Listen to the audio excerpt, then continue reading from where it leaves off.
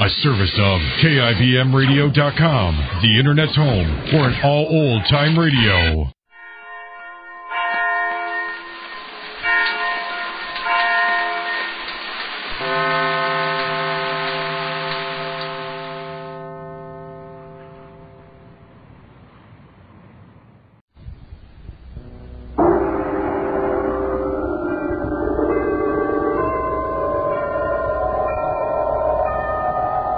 Sunrise and sunset, promise and fulfillment, birth and death. The whole drama of life is written in the sands of time. We present a new series of radio programs, The Clock.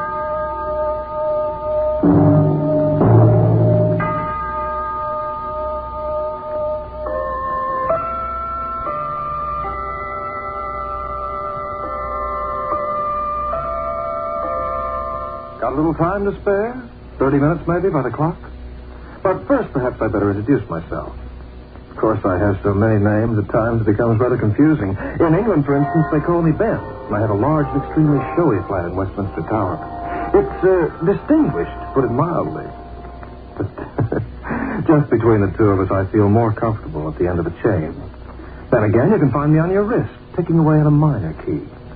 Of course, there's the quiet old lady who keeps a favorite place for me in the corner of her room. To her, I'm known as Grandfather.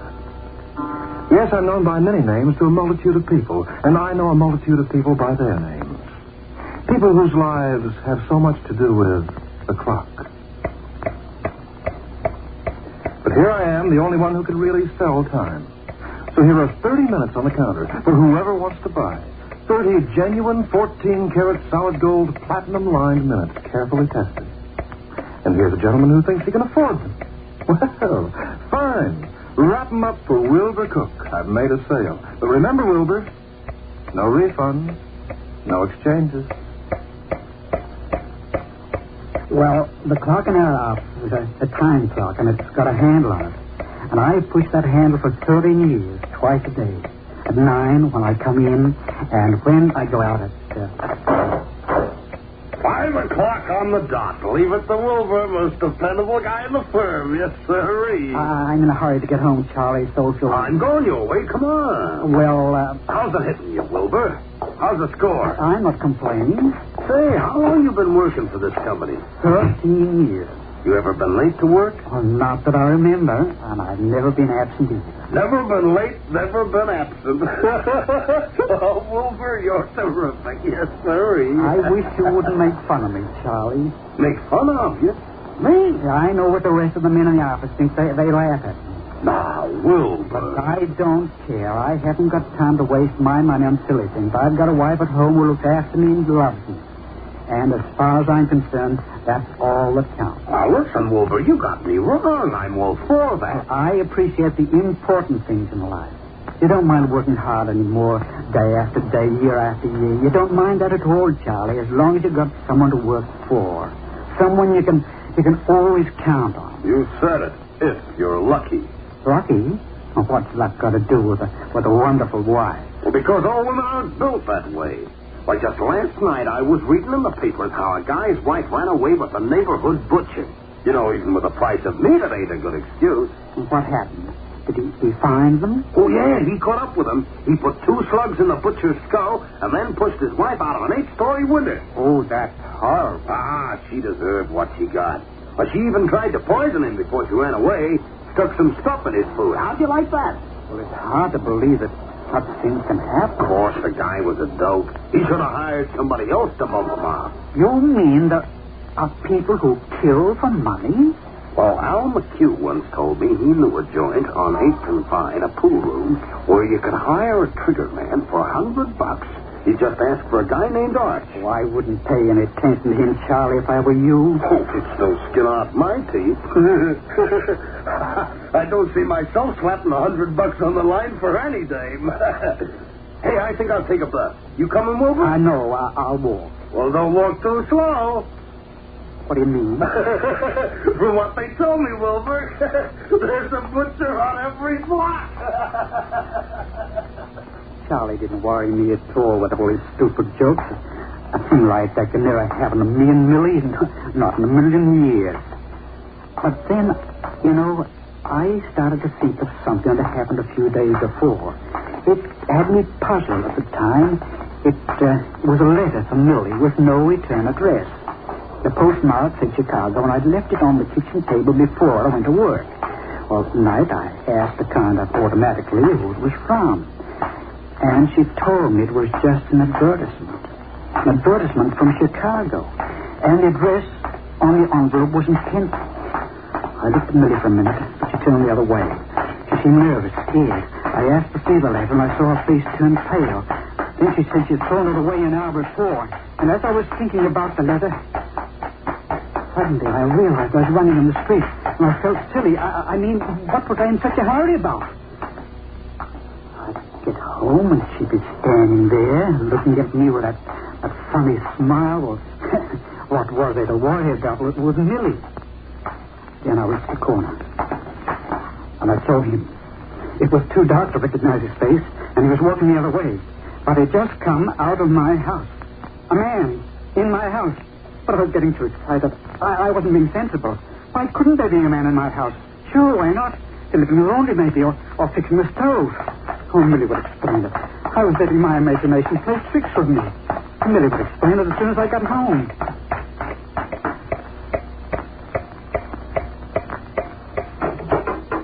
Wilber, that you? Yes, Millie? Hungry? Not very. What's the matter, Wilber? Don't you feel well? No, I'm fine. I just a little tired, I guess. Oh, sit down and read your paper. I'll have dinner ready. Millie? Yes? How was everything today? Everything? Why, same as usual. My shirts come back? Your shirt? Oh, the laundry isn't due till Monday. You know that. The handyman been up here? What for? That broken coil on the kitchen range. He fixed that yesterday. Don't you remember? Oh, yes. Wilber, what's the matter with you? Well, I guess I missed you today more than usual, that's all. I missed you, too. It gets lonesome being home from 9 to 5. Alone. I guess it does, Millie. Now, I've got to finish getting dinner ready. You stay here until I call you, dear. Well, I opened up my paper, but I didn't see the words. Alone. She said she was alone. And yet that man, I saw him. I leaned back in my easy chair, weak and tired. My face was wet and my shirt was sticking to my back. I reached for a handkerchief behind me in my pocket, and my hand touched something. I dug down under a cushion. I pulled out a pair of gloves. Man's gloves. But they weren't mine. That night I didn't sleep. I stayed awake and I wondered how a thing like that could be. What had I done? Hadn't I been faithful and kind and hard-working? Hadn't I skimped a stay for 13 years at a job I couldn't stand? Why was she doing this to me? Why? The night was endless.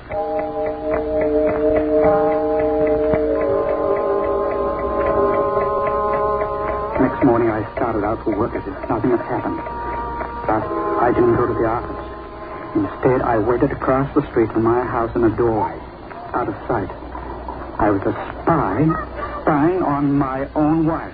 Why, Wilber, Cook. Oh, good morning. Florence Field. Goodness, I haven't seen you in ages.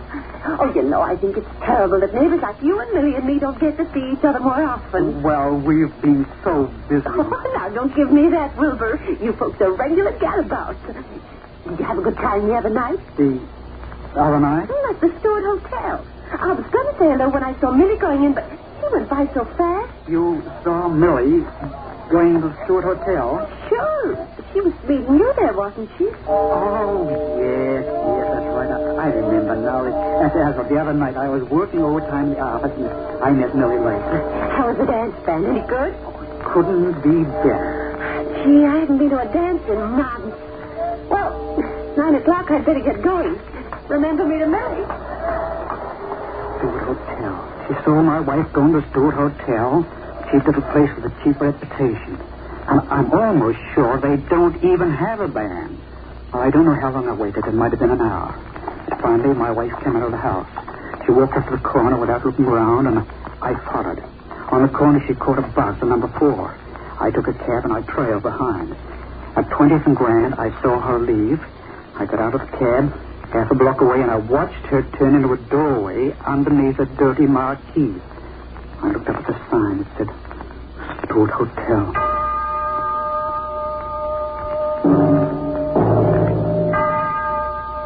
For the rest of the day, I just wandered around. I didn't go to work. I felt sick to my stomach. My legs were weak. I kept saying to myself over and over again, my wife, my own wife had seen another man. It was impossible, but it was true.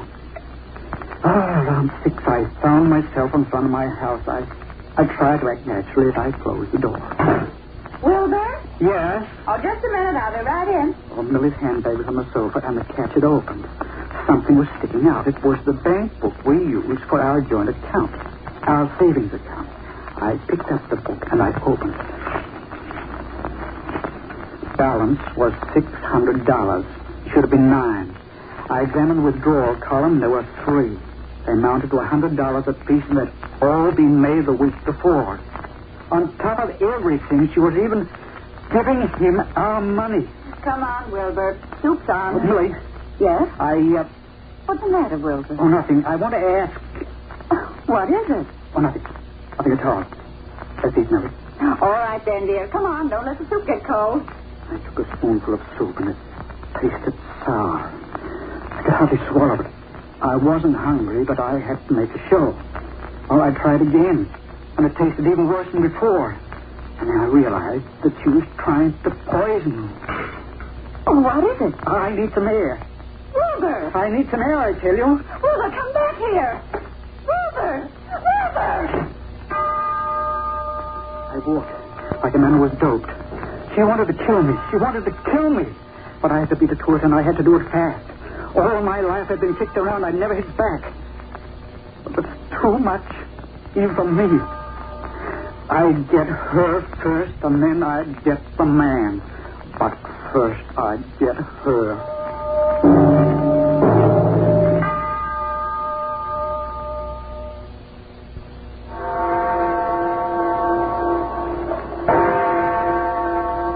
The moving finger writes, and having writ moves on. Nor all your piety nor wit shall lure it back to cancel half a line. Nor all your tears wash out a word of it. Time is measured by the stars, and some say our lives are also measured by the stars. I wonder what they hold now. For Wilber Cook. What did Charlie tell me? The pool room on 8th and Vine. We could have hired a trigger man for $100. Just ask for a man named Arch. On 8th and Vine, pool room. Hey, that's it. Right in your corner pocket. Looking for someone, Jim? Yes. Oh. Arch. Arch? I have a job for Arch. Follow me.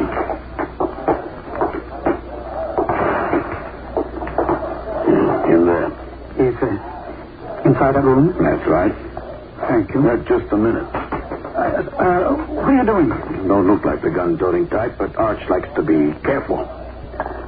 Okay, mister, you can go in.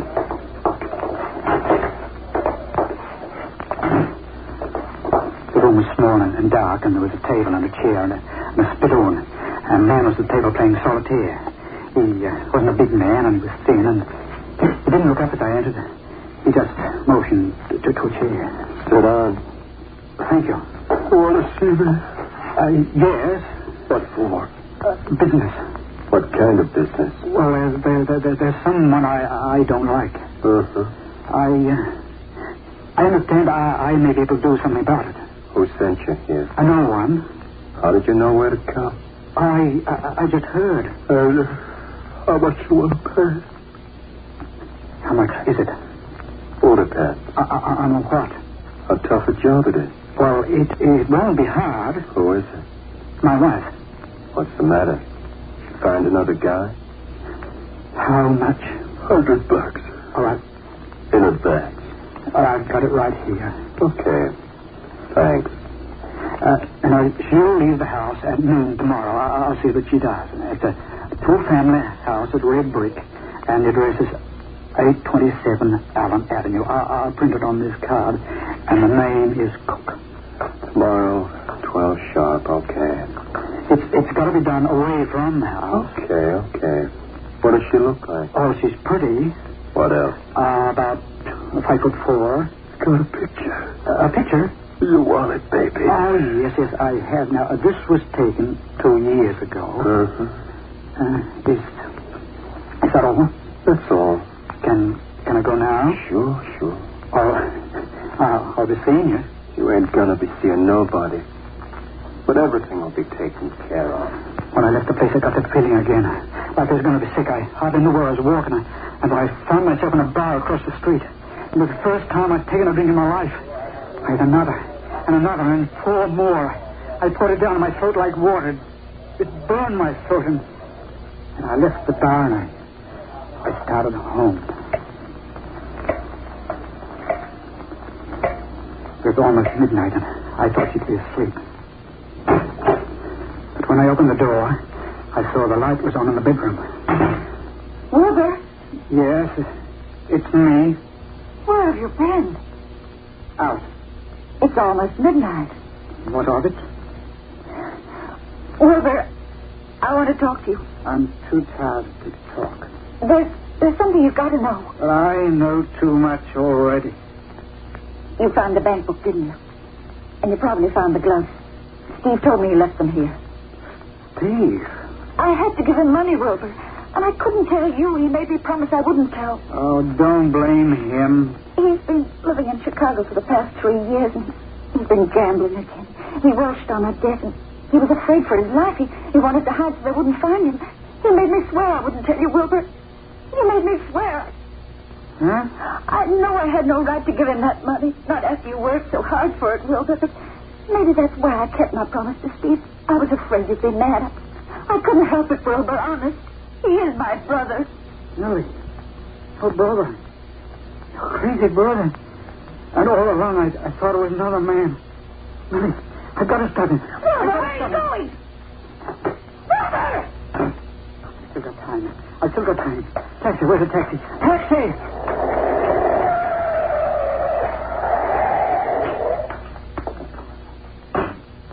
I combine.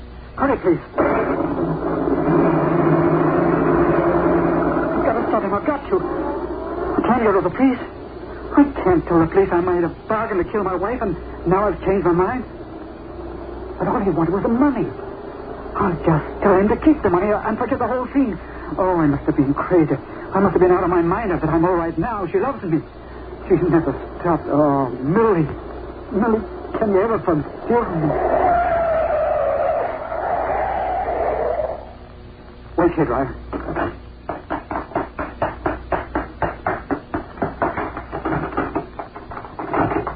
No, it can't be.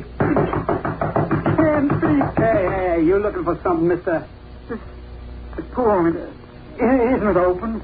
Can't you read that sign up there? Closed until further notice. Closed? Yeah. Hey, you better go home. It's getting late. Yeah, it's getting late. It's too late.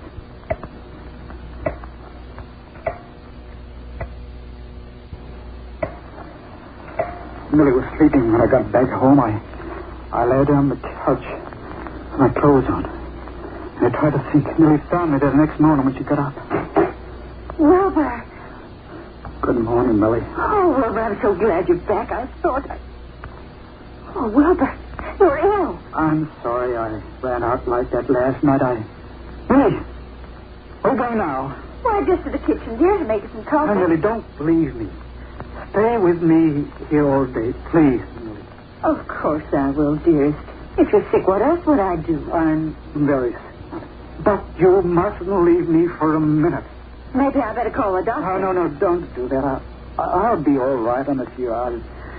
Just sit here with me, Millie. Don't go away. Oh, poor Wilber. And it's all my fault. No, Millie, don't say that. Millie.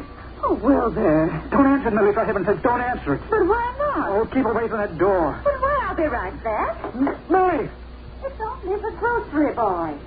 Oh, thank you, Sammy. Wilber, what's wrong? I told you I was sorry. I thought you'd understand. What can I do? It's not you, Millie. My nerves, they ain't so good. I guess I just need rest. Wilbur, you can't go on this way. You look so ill. I'll bet you didn't sleep a wink last night. Well, I wasn't tired. You've got to get some rest, darling. I'll make you comfortable inside. No, I'll stay here on the couch and you sit down next to me, Molly. All right, darling. Just stay right here where I can watch you. All right, dear. The clock's at 9:30, and I could hear the ticking from the couch. Every second, every minute was bringing us closer to the time. And I didn't have a plan. I had to have a plan. I had to think of one. But when you haven't slept for 30 hours, it's hard to keep your eyes open and stay awake. I didn't know. Before you sleep, I didn't know.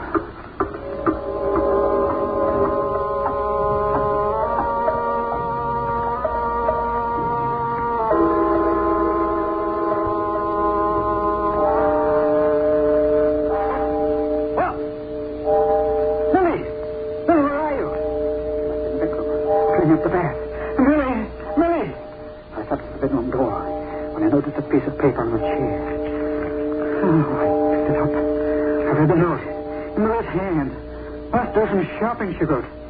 Be back in half an hour. Half an hour, and the clock was chiming noon. Oh, Millie, thank heaven.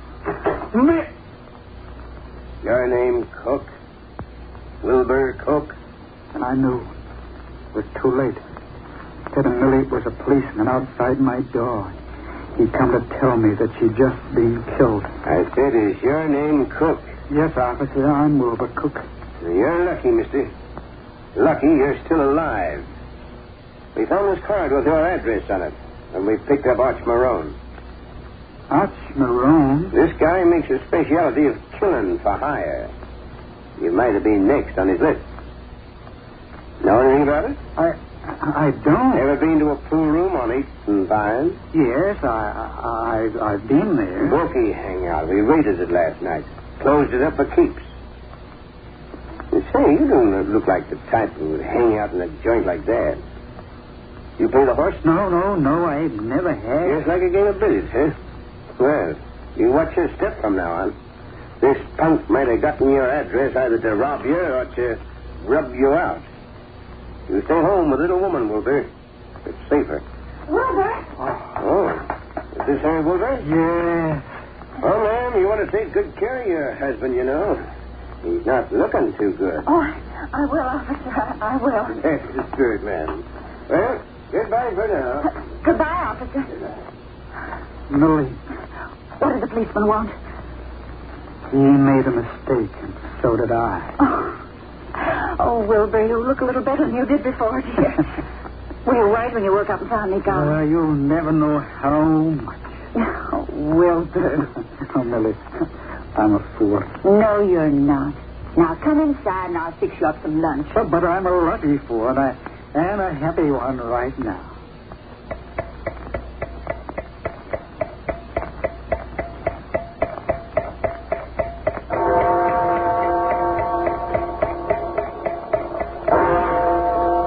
And that's the story of Wilber Cook as recorded by the clock. I rather like a happy ending, don't you? I like to feel that life is really worth living in spite of all the shortcomings and mistakes. But then I've always been known to be a very optimistic fellow. Oh, yes, and I'll prove it to you the next time you're late to make that train. You'll look at me and you see your time is short, but there'll be something about my face that'll make you think the minutes will stretch. And I'll do my best to stretch them, just for you. But I see my time is running short, and I think I'll have to leave. I'd like to thank you for your hospitality and patience. You've all been excellent hosts. This program was written by Lawrence Clee, and you heard Hart McGuire as the clock, and as Wilber, Ozzie Wenban, as Millie, Lynn Murphy. Others were Lloyd Burrell, Madge Ryan, Richard Meikle, Alan Trevor, Owen Ainley, Albert Garcia. The Clock is a Grace Gibson radio production directed by John Saul.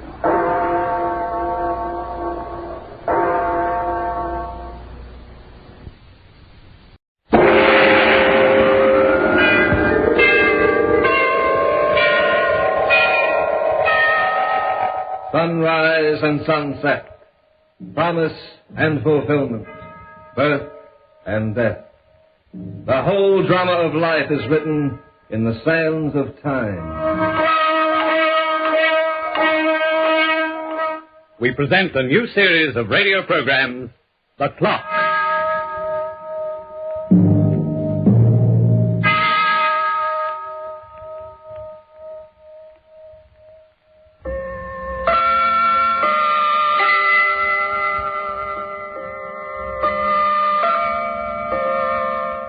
Am I disturbing you? I hope not. I don't mean to intrude. I just dropped in for half an hour with a story. It's not an ordinary story, and yet it might easily happen to someone you know. Someone you may have heard of. In any case, I'm pretty certain you'll be glad you listened. But perhaps I'd better introduce myself again, although we have met before. You don't remember? Oh, come now, we're old friends. You must have seen my face on your wrist, in your pocket, or on that steeple over there, where I suppose I have more dignity but much less fun. Yes, we've met before, and we'll meet again, I'm sure of that. You see, I get around. Sooner or later, I run into everyone. Sooner or later, everyone runs into me. But I was telling you about my story, which has to do with Jeannie Clare. Jeannie's a pretty girl of 23 and rather nice. She had a birthday just a month ago, and it was a very happy affair. Some of the girls who worked with Jeannie at Kane's department store threw the party, and they all had a wonderful time, but that was a month ago. And things are different now. Precinct police stations are not exactly pleasant places, especially for girls like Jeannie Clare. The desk sergeant's always impersonal and efficient, but sometimes even efficiency can be a frightening thing. How long will it take, Sergeant? Oh, about 20 minutes. As long as it takes him to get down and back. 20 minutes? 20 minutes. In the meantime, I want to ask you a couple of questions. Now, Jeannie Clare, 1148 all right? That's right. Now, what's your age? 23. Blue eyes, brown hair. Height? 5'2". Weight? 110 pounds without my shoes. 110. Married? No. No, I'm not married. Occupation? Occupation? Yeah, where do you work? At Kane's department store. I sell gloves, men's gloves. That's where it started. At Kane's. Yes, that's where it started, at Kane's. It had been a long, long afternoon behind the counter, and the girls were glad to hear the closing bell. I was just ready to pass out with exhaustion. Oh, my feet are killing me, Jeannie. You make out your sales tally, Ethel? Oh, you think I got 8 hands like an octopus? Oh, I'm just starting now, and I better hurry. I got a date with Harry. Oh? Oh, you want to come along? Well, you and Harry? Yeah, he could get another guy. Oh, thanks, Ethel, but not tonight. Say, what goes with you? Don't you ever want to have any fun? I like my fun, same as anyone else. Only, well, not tonight, Ethel. Not tonight, not tomorrow night, not next month. Are you waiting for the perfect man? Maybe. There ain't no such animal. Oh, but you can't be too particular, Jeannie, unless you want to sell gloves for old man Martin for the rest of your life. You take Harry, for instance. He's no Van Johnson, but he's got his point. Harry's nice, but he's not my type. Now, who is your type, that Johnson dream? I'm not interested so much in looks as I am in character. I want to marry a man, Ethel, a human being, not a collar ad. Oh, what do you think Harry is, a horse? Oh, you don't know what I mean. You see, Ethel, I never had much education, so my man's got to be smart. He's got to have manners, too, smart manners, like they have in France. He won't look silly, for instance, when he kisses my hand. What else? He'll dress in taste, not like a clothes horse, but like a gentleman. He'll be interested in good books and classical music. He'll take me to the art galleries and explain what the pictures mean. And when he talks, his voice will be soft and gentle and clever, like a man of the world. I beg your pardon. What? May I see those gloves, please?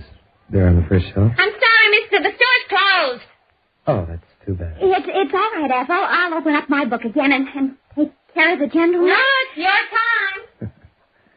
That's awfully kind of you. I hope I'm not putting you to too much trouble. No trouble at all. Is something wrong? Wrong? The way you stare at me. My tie? Oh, excuse me. I was just thinking of something. Are these the gloves you mean? Yes, please. $7.98 plus tax.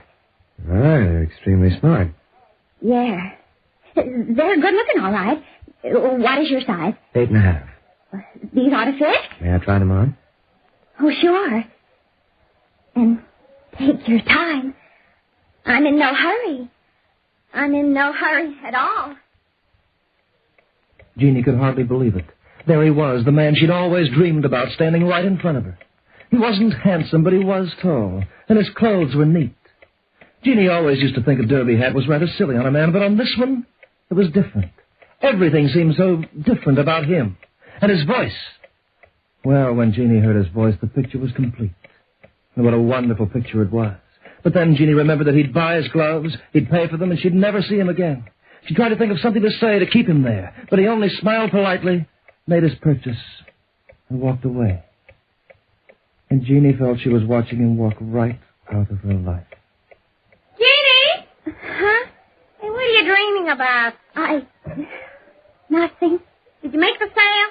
Yeah, I made the sale. Hey, look! He forgot his wallet. His wallet? Yeah, on the counter over here. Oh, I'll take care of it. Give it to me. Hey, what's your hurry? See if it's got any identification. Well, there's a card in here and a license. Hmm? His name is Courtney. Keith Courtney. Huh? Pretty fancy. You better turn that over to the section manager. Oh, it's all right, Ethel. I can handle it. What? Oh, just to make sure he gets it, I'll deliver it myself. The young man's address was in the 40s, a small hotel. Not an elegant place, Jeannie thought, but dignified. She waited in the lobby while the desk clerk called his room. It only took him 2 minutes to come down, but sometimes 2 short minutes can seem like 2 long years. Good evening. You remember me? Of course. You are the charming young lady who waited on me in the store. You're kind of absent-minded, aren't you? I am. You left this wallet on the counter. Oh, thank you. Thank you so much. I thought I'd lost it. You know, that's happened to me once before. I really should be more careful. You really should. There wasn't much money in it, but there were the pictures.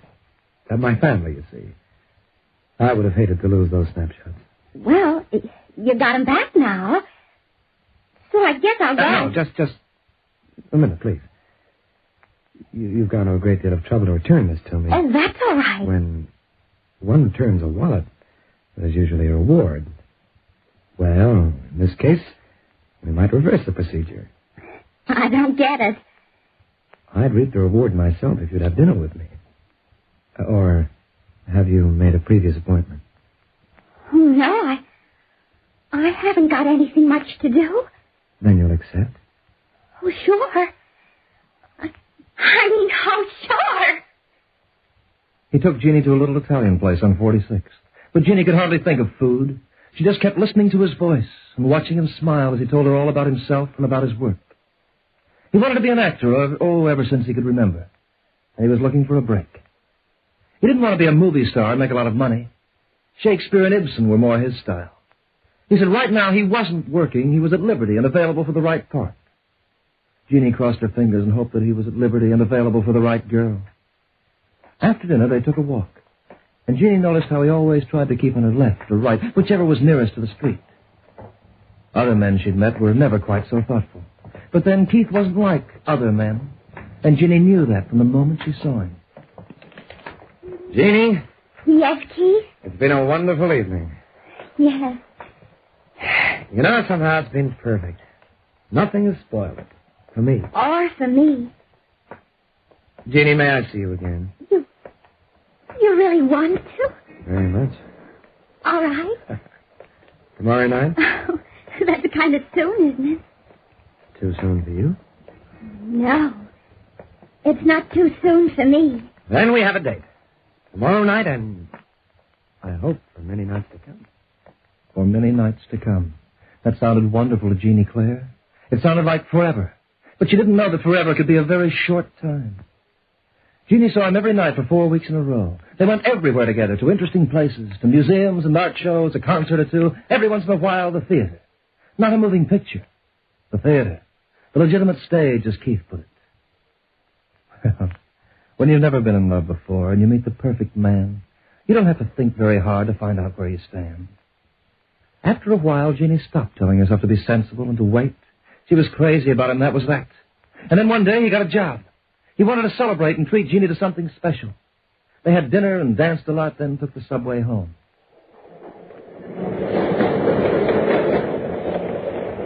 Jeannie, I've got something to tell you. Really, Keith? First of all, let me say that you're the nicest girl I ever met in my life. Keith?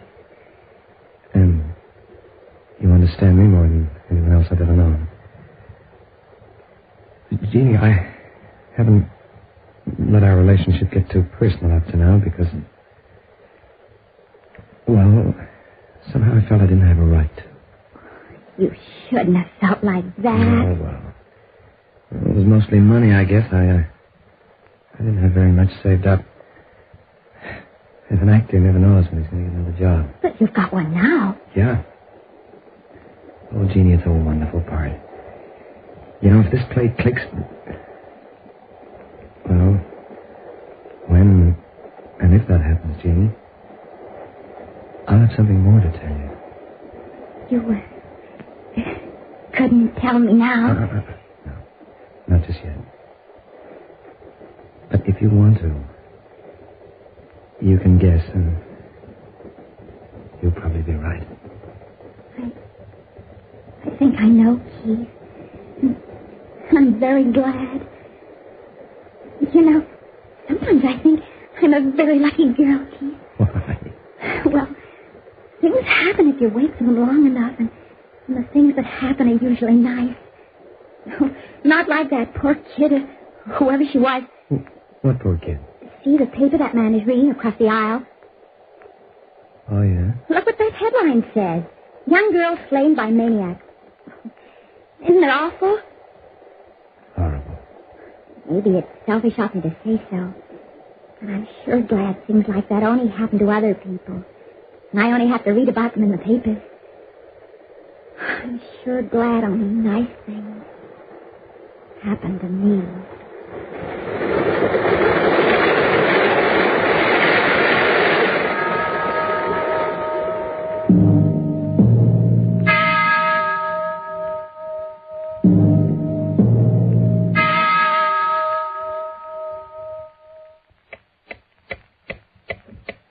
When Keith said goodnight at the door, he bent down and kissed Jeannie's hand.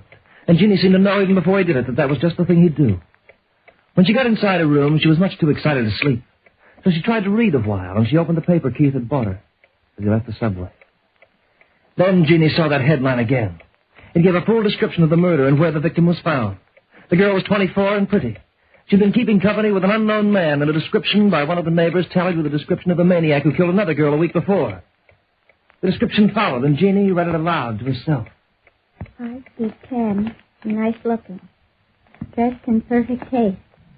He flatters the girls he meets with his continental manners, and his voice is low and soft. He's never seen without a derby hat. His gloves are always new. By profession, he claims to be an actor.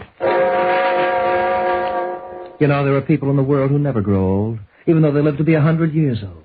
Somehow they shoulder their cares very lightly, and their minds remained young and strong. Jeannie Clare's mind was young, and it was strong. But she grew up far beyond her years when she read that paper. She just sat there and shook her pretty head in a funny sort of a way.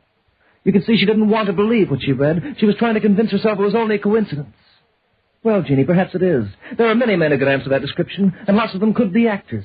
Only this particular man is the man you love. Remember that. But suddenly Jeannie noticed another fact. The man they were after had come from Chicago. They traced him to New York from there. Well, that was different. Hadn't Keith told her his folks lived in St. Louis? Of course he had. At least twice. Jeannie laughed in relief. Then fell asleep on the couch from sheer nervous exhaustion. The next evening, as she and Keith walked up the street after dinner, Jeannie was ashamed of herself for ever having the thought she'd had. He was so tall and straight in his well-kept clothes, and she felt proud just to be walking by his side. Somehow he was even nicer than he'd ever been before. And he started to tell her about the play he was in. The melodrama, Jeannie. A what? You know, play about crime. Oh. Not the usual one, though. Well, I think it ought to be a hit. I hope so, Keith. You know, I guess ordinarily I wouldn't have taken a part like that. You know the way I am, Jeannie. I worship Shakespeare. I'd rather carry a sword in Hamlet than have a lead in any comedy in town. But, I don't know. This part should give me the foothold I need. And, at least I'll start to make enough money to plan for the future. You mean you took this part just for me, Keith? Let's say I took it for both of us, and we'll let it go at that, huh? Hey, would you like to see a rehearsal one day? Oh, I sure would. You won't let it scare you, I hope. Scare me? Well, the play is pretty violent. In fact, it's quite a shock. You see, it involves a homicidal maniac, a man who likes to kill for pleasure. You dropped your purse. Hey, Jeannie, you've broken your mirror. Keith? Yes, Jeannie? Someday I'd like to meet your folks. Someday you shall, Jeannie. I know St. Louis is a long way off, but... St. Louis? Oh, they don't live there anymore. But you told me. Oh, they were born there. Oh, yeah. About a couple of years ago, they moved, Jeannie. They did? To where? Chicago. Chicago. It couldn't have been Los Angeles or Salt Lake City. It had to be Chicago. And Jeannie almost felt she was going to be sick. She managed to keep herself composed until they said goodnight, though. Keith was due at rehearsal at 8, so he didn't take her home. And Jeannie was never so glad to get back to her room in her life. She sat down near the radio and tried to catch her breath. Her head was pounding and she could hardly think. She kept saying over and over to herself, "Is Keith the man they want?" She couldn't turn him in unless she was sure. And how could she be sure? Then she turned the radio on. She didn't know exactly why. She was frightened, lonesome, miserable. She wanted to hear a voice, any voice, someone who'd talk to her so she'd know she wasn't alone. She heard a voice all right, and the words burned holes in her heart. And the United Nations will discuss the matter during the next session. New York. The police have unearthed new evidence concerning a homicidal maniac whose gun has claimed 3 victims thus far. He apparently was able to hoodwink his unhappy victims into believing he'd fallen in love with them and was about to propose marriage. No. The police are hoping to apprehend the killer before he has a chance to add another victim to his list. Operator, get me the police department.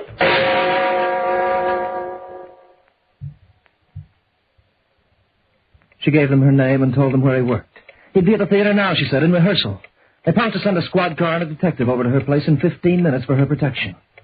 15 minutes. That wasn't long by the usual standards.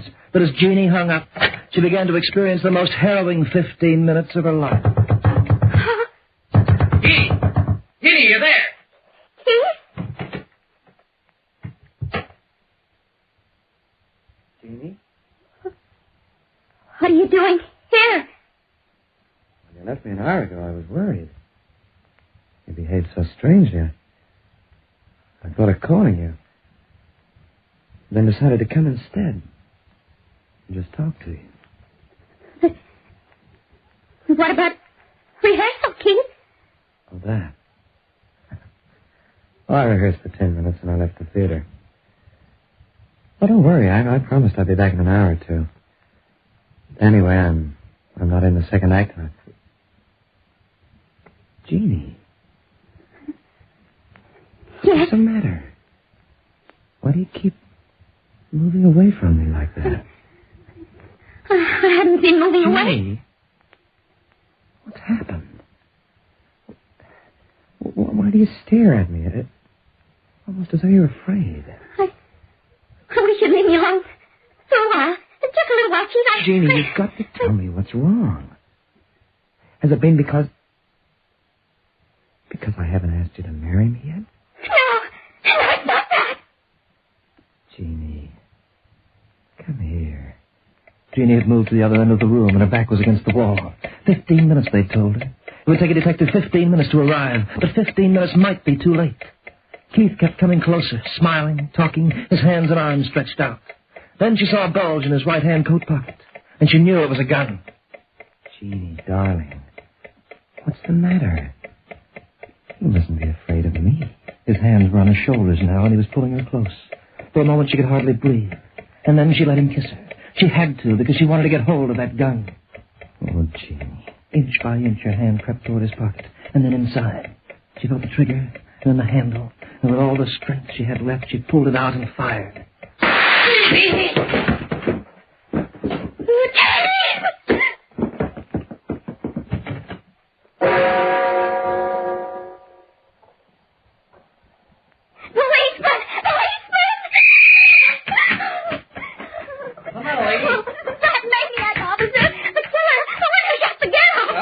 What about it? In my house, in my apartment. He's there. Now, take it easy, darling. Take it easy. It was awful. He tried to kiss me and... All right, so you run into a masher. For the love of Mike, take it easy. A masher? I tell you, he's a maniac. Maybe he's not, Sadie. He ain't the guy we're looking for. What? A guy? We caught that girl killer half an hour ago. Jeannie just stood there and looked at him. The words just didn't sink in. And then she started to laugh. She laughed and she couldn't control herself. She laughed until she cried. For it was then that Jeannie realized that she had killed the wrong man. Hey, miss. Hey, miss, hang on to yourself. Sorry, Sergeant. That officer must have thought that I was the one who was crazy when he brought me here. Well, now we'll see when he gets back. Just relax. Take it easy. What? Did you say something, Sergeant? No, I didn't. Look behind you. Jeannie. No. Here's your cup, Sarge. Only he ain't so stiff. Walked down here by himself. And there's the rod. Filled with blanks. Can you beat it? Huh? It's just a prop we use in the play. I guess I forgot to leave it at the theater tonight when I left the rehearsal. When you fired it, Jeannie, I must have got such a shock I passed out. I can't believe it. Hey. It's all right, Jeannie. It's all right. I know what happened. It's all right now. Come on, Jeannie. I'll take you home.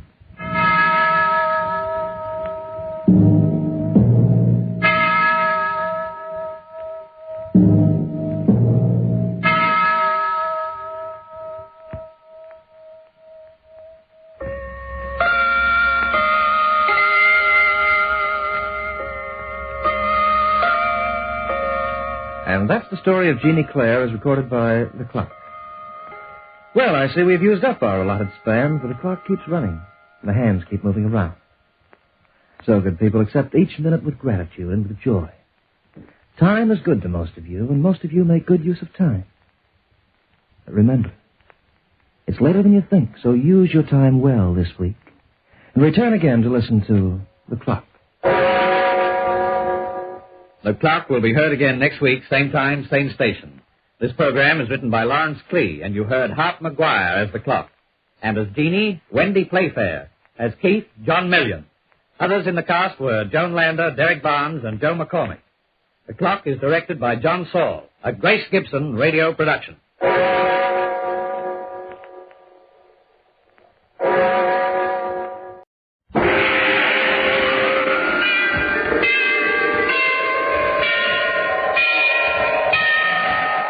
Sunrise and sunset, promise and fulfillment, birth and death. The whole drama of life is written in the sands of time. We present a new series of radio programs, The Clock.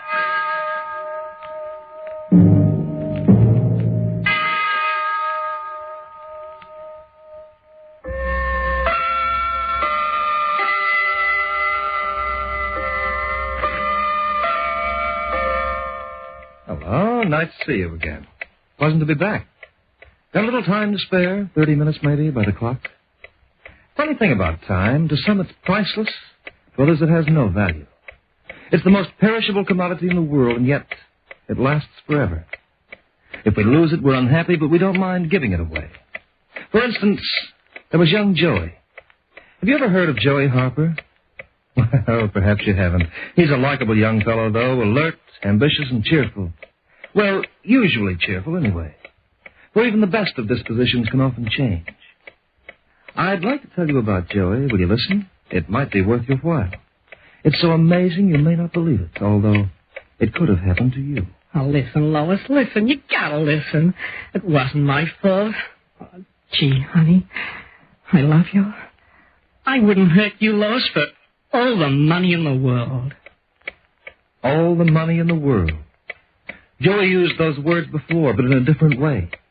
Joey felt that money made the clock go round, and that everyone had it but him. Joey? Yeah? What are you thinking about? Your old lady. What? I mean your mother. Oh. Gee, I'm sorry about what she said, Joey. It's not your fault. Maybe I'll never have any more dough than I got right now. Maybe she's right. I'm just a bust. Oh, don't say that, Joey. You gotta give yourself a little time. Time? How much time do you think I got? I'm 22, Lois, practically middle-aged. I'll be tripping over my beard before I get a nickel in the bank. Maybe it's your job, Joey. No. It's not my job, Lois. I've done everything from selling insurance to driving a hack. But I always make the same amount. $35 a week. You can't expect to be successful overnight. Other guys can do it. Why can't I? You know, it's like a jinx. I work like a dog. I yell for a raise. I stick my nose to the grindstone till it hurts. But it always comes out the exact same way, Lois. 35 smackers a week. Everybody can't be rich, I guess. Everybody can't have $1 million. I wish I was so rich that $1 million was just like chicken feed. I wish I had all the money in the world. Joey? Yeah? Look at this window display. Oh, isn't that a lovely ring? I'll say it is. Which one are you looking at? The one with all those diamonds. Oh, that's not the one I mean, silly. I'm talking about the gold one. The plain one over there. The wedding ring. Oh. I guess it isn't really very expensive, is it? Well, who cares? We're not going to buy it. Joey! Oh, let's face it, Lois. You know your mother won't let you get married to me. She thinks I'm a lemon. She wants to settle low with cash. We just have to be patient. Barry Cannon's the guy for her. His old man's got dough. He'll own the business one of these days, and he'll be in solid. Me? I'm just a jerk. Joey, please don't spoil the evening by talking that way. Barry's the perfect son-in-law. He's got dough in his pocket and a new suit in his back. Even the fillings in his teeth are made of gold. And someday I'm going to knock him out one by one just to prove my point. Joey, if you dare get into a fist fight with Barry Cannon, why, there he is. That's Barry in that car. Hi there, sweetie. Hello, Barry. How goes it, Joe? Pretty good. Until you got here. How do you like the bus? Why, it's new, Barry. Yeah, still be back 1,500. It's got style. Oh, I think it's lovely. Don't you, Joey? It reminds me of a hearse. Joey. Still sore at the world, Joey? Why don't you take that over-polished kitty car and go right home? Joey, I wish you wouldn't be so rude. Oh, that's all right, Lois. I don't bruise easily. You coming to my party on Friday night? Well... We're dressing, you know. It's formal. Well, we're not going, Barry.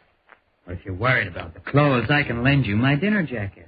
I'm wearing tails. You'd certainly look good with tails, Barry. Hanging from a tree. Joey! All right. If this guy appeals to you so much, Lois, I'll bow out. I'm sick and tired of hearing him talk about himself. And I'm sick and tired of hearing your family talk about me. Hey, what is this? Lover's quarrel? Barry, you driving uptown? Sure. Would you drop me off at my home? Hop in. When you're ready to apologize, Joey Harper, you can let me know. Joey just stood there and watched Lois drive away. And he felt she didn't understand. The tragedies of youth can be painful things, mellowed only by time alone. If he could only have explained to Lois.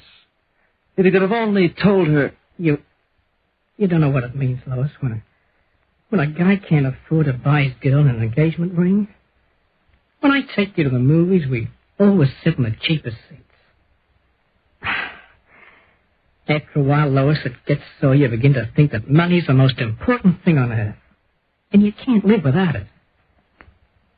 Sometimes you even feel you don't want to live without it. Yes, if Joey could have told her that, this story might have been different. But he didn't. He had too much pride. So he merely watched the girl he loved drive away with another boy. Then he turned and walked slowly home. But every once in a while, he'd pause in front of a shop window and look hungrily inside. Beautiful, aren't they? What? Those ermine wraps. Huh.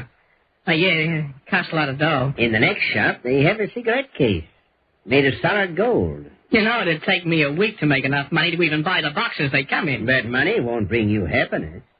That line was invented for laugh by the guys who got it. Really? And the laugh is on guys like me. You're wrong, my boy. Who says so? Who are you, anyway? I beg your pardon. I didn't mean to intrude. He was a little old man in a worn felt hat. And to Joey, he seemed as old as... time. He seemed to shuffle as he walked, as if his balance was bad, and Joey saw him start to cross the street. The light suddenly changed, and the heavy surge of traffic made the old man panicky. He started to run without looking around. And the driver in the bus turned the corner and didn't see him. And then Joey Harper bounded forward and made a flying dive. The two of them rolled over to the curb. What happened? You almost got killed, that's what. Here. Let me help you up. Thank you. That bus, I didn't see that bus. Look, mister.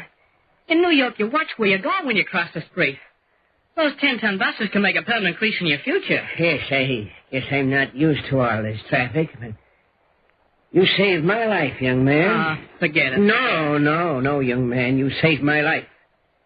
Not that it's worth very much to me, but I have a great capacity for gratitude. Well, I guess you and I are in the same boat, Pop, when you say your life isn't worth very much. But I'm old, and I have no one who cares. But you're young and strong. Why do you feel the way you do? It's simple, Pop.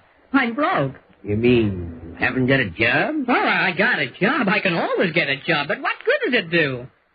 I'll never make enough to live the way I like. How would you like to live? You ever read The Count of Monte Cristo? Yes. Well, that's the kind of dough I'd like to have. Not $1,000 or even $1 million. I'd like to have so much money there'd be no end to it. I'd like to wrap up the world in cellophane and stick it in my pocket like a pack of cigarettes. Yes, but money isn't everything. It's enough for me. You see, I have the kind of money that you talk about. Unlimited quantities to do with as I please. I am the richest man who ever lived. But it doesn't make me happy.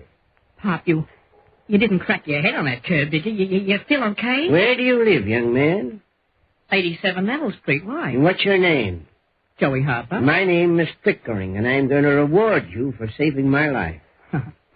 You better keep your money, mister. You look like you need it as much as me. I said I'm going to reward you, Joey. And I mean it.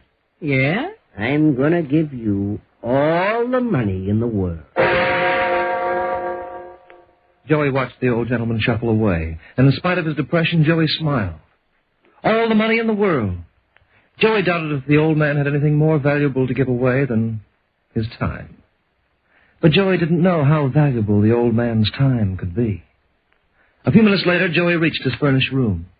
He'd made a big decision. He was going away for good. He'd forgotten all about Mr. Pickering by the time he'd packed his bag, but when he opened the door to go, the old man was standing there with an envelope in his hand. Good evening.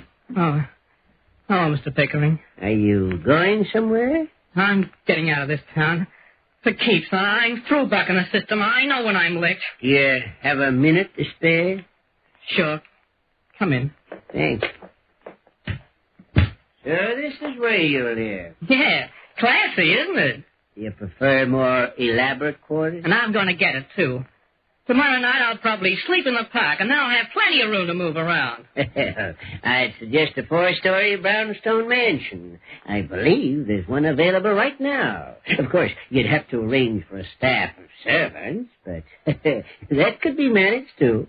What are you trying to do? Give me a ride? You can give her to me, Joey, when you get your limousine. Well, right now I'm using the subway. Joey! Come back, Joey. Would you mind leaving me alone? Come back, Joey, and open this envelope. It may change your mind about many things. What's in that envelope? When you open it, you'll see. But before you do, remember this is only a trickle. It's a drop in the bucket. There's more where that came from, lots more, and I promise you I'll keep you well supplied. You must be nuts. I have no more use for what you'll find in that envelope, Joey. I've achieved my goal, you see. I only hope it'll help you to achieve your own. Go on. Open it, Joey. Hey, it's money. $500,000 in $1,000 bills. It's yours, Joey. It's all yours.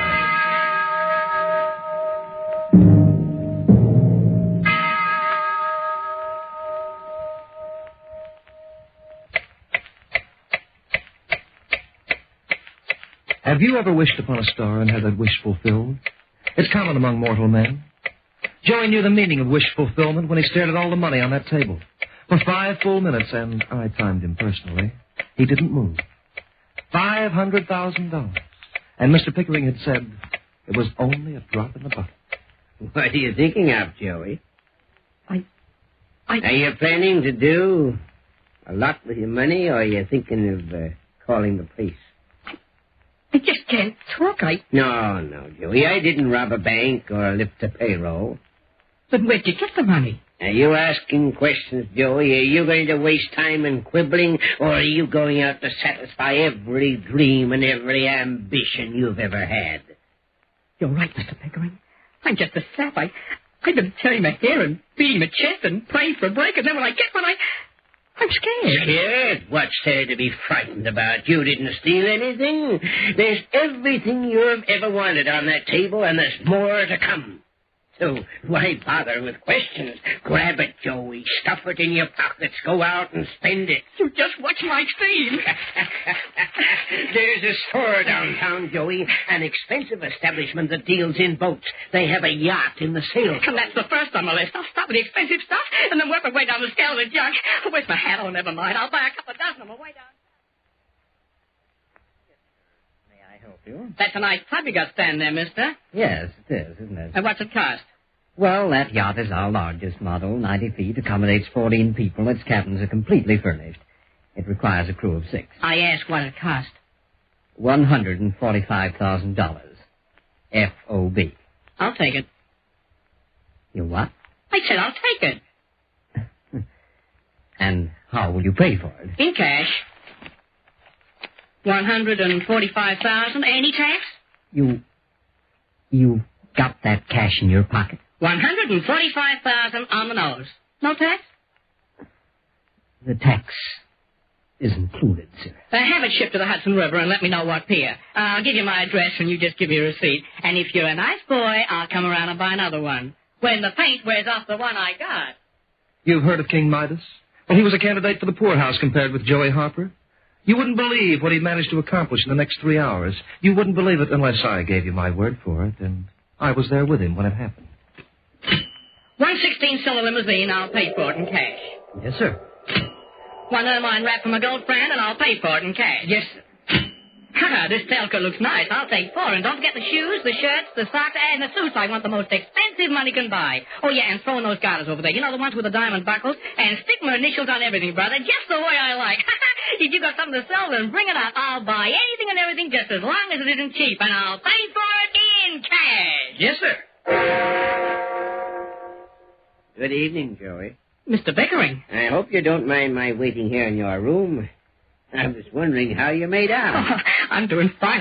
I just bought that 4-story private house. You know, the one that faces Fifth Avenue? And I told him to throw in the doorman for luck. How does it feel to have all that money? Oh, it feels like being on a merry-go-round. You haven't got tired of it yet?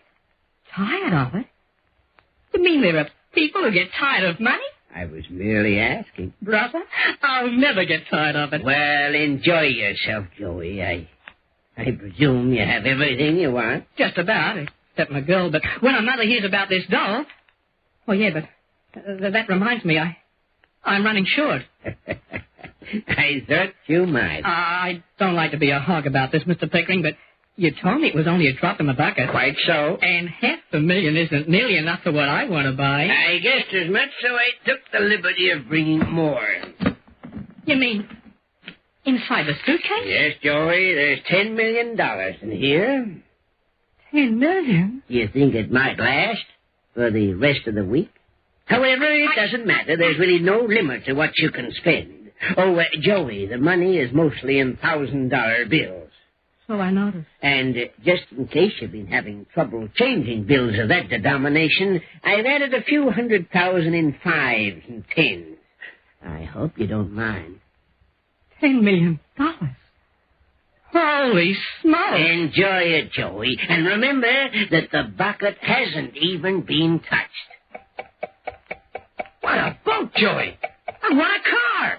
That's the slickest job I ever saw. Come around on Sunday, Barry, and I'll have my chauffeur take you for a spin around the park. Oh, Joey, darling, I think it's wonderful. Mother just can't wait until we get married. Well, she'll just have to wait. Tell her to take it easy, and maybe I'll even invite her to the wedding. 2 Rembrandts and 1 Da Vinci. Is there anything else you'd like to buy, sir? Why, sure. There must be something else. There must be.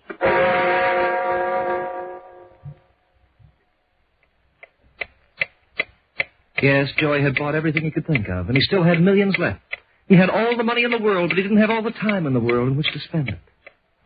Then something peculiar started to happen in Joey's mind. The last shopping spree he'd had wasn't half as much fun as the first. There didn't seem to be anything left for him to buy. He had everything a man could ask for, yet somehow he wasn't happy. And he wondered why. Joey. Oh, hello, Mr. Pickering. I thought I'd come up and see you again once more. Oh, now, look, Mr. Pickering, I don't need any more money. Honest, I don't. Look, I'm having a tough enough time right now spending what you gave me, so will you take it easy for a while, please? What's the matter, Joey? You sound unhappy. You have everything you want, everything you've ever wished for. Isn't that enough? Well, it should be. But it isn't. I know. I came to that conclusion myself. You see, Joey, you have nothing to look forward to, nothing to work for. When things come as easily as they've come to you, they lose their value. They become cheap, Joey, even though they're worth a fortune. Is that what happened to you, Mr. Pickering? My fate was even worse. All my life I'd lived to achieve one goal, and then when I thought I'd accomplished an artistic triumph, I found that I'd failed. But one day I'll try again, Joey. Oh, yes, one day I'll try again. Try what? To make the perfect $1,000 bill. You mean you made that money you gave me yourself? I am a printer, Joey, and for 20 years I've printed nothing but handbills and dinner menus. But I also happen to be a genius, and I was going to prove it. My goal was to make money so perfect in every detail that the right thing would look like a counterfeit. Oh. No. You didn't make it, though. You didn't. Now, just a minute, Joey. No. Remember this. I didn't make that money to cheat the government. Oh, no. I never spent a cent of it. To me, it was an artistic goal, no more, no less. I am not a counterfeiter, Joey. I am an artist. Here, Joey, what are you doing? I'm calling the police. Don't bother. They're right outside your door. They followed me here. You got me into this, Mr. Pickering.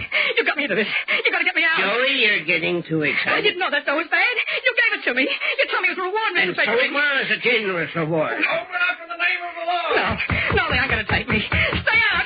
Stay out of You here. can't escape, Joey. There's nothing you can do. And your time is running short. You and your money. Why'd you keep out of my life? Who wants your money? Who wants it? Who wants it?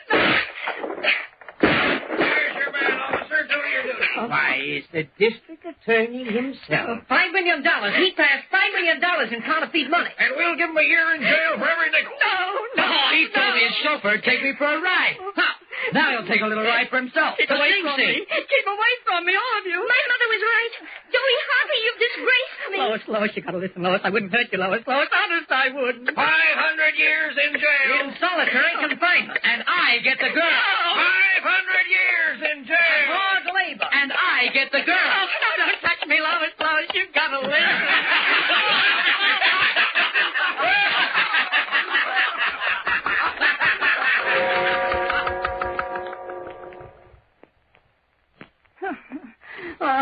listen, my fool. You got to listen, It's all right, Joey. I know. We all know, Joey. But, Joey, it's all right.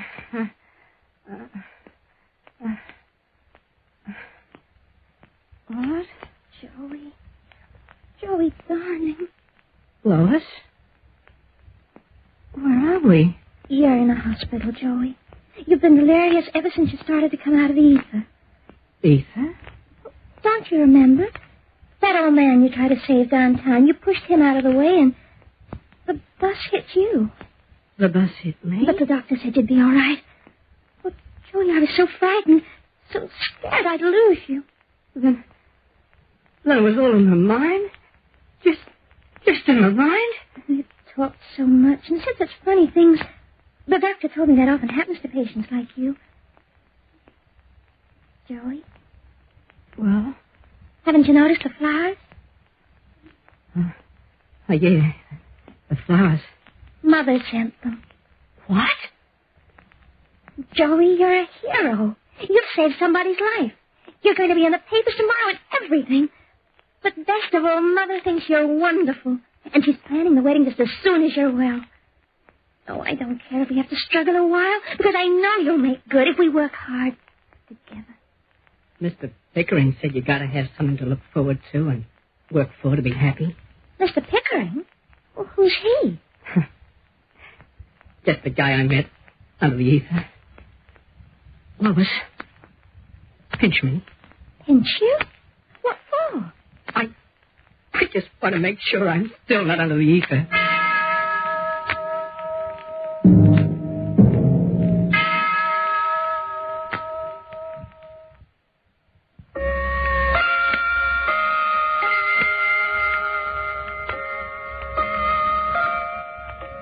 And that's the story of Joey Harper as recorded by the clock. It worked out pretty well, all things considered. The moral? Well, yes, I suppose there is a moral to this story, but I prefer to leave it up to you. Sleep on it tonight. Give me your answer in the morning.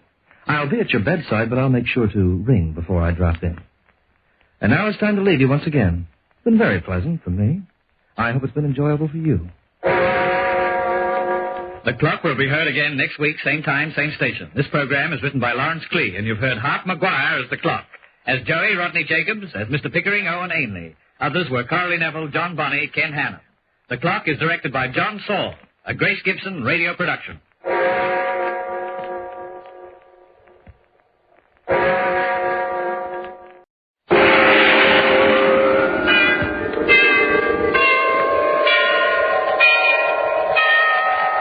Sunrise and sunset, promise and fulfillment, birth and death. The whole drama of life is written in the sands of time. We present a new series of radio programs, The Clock.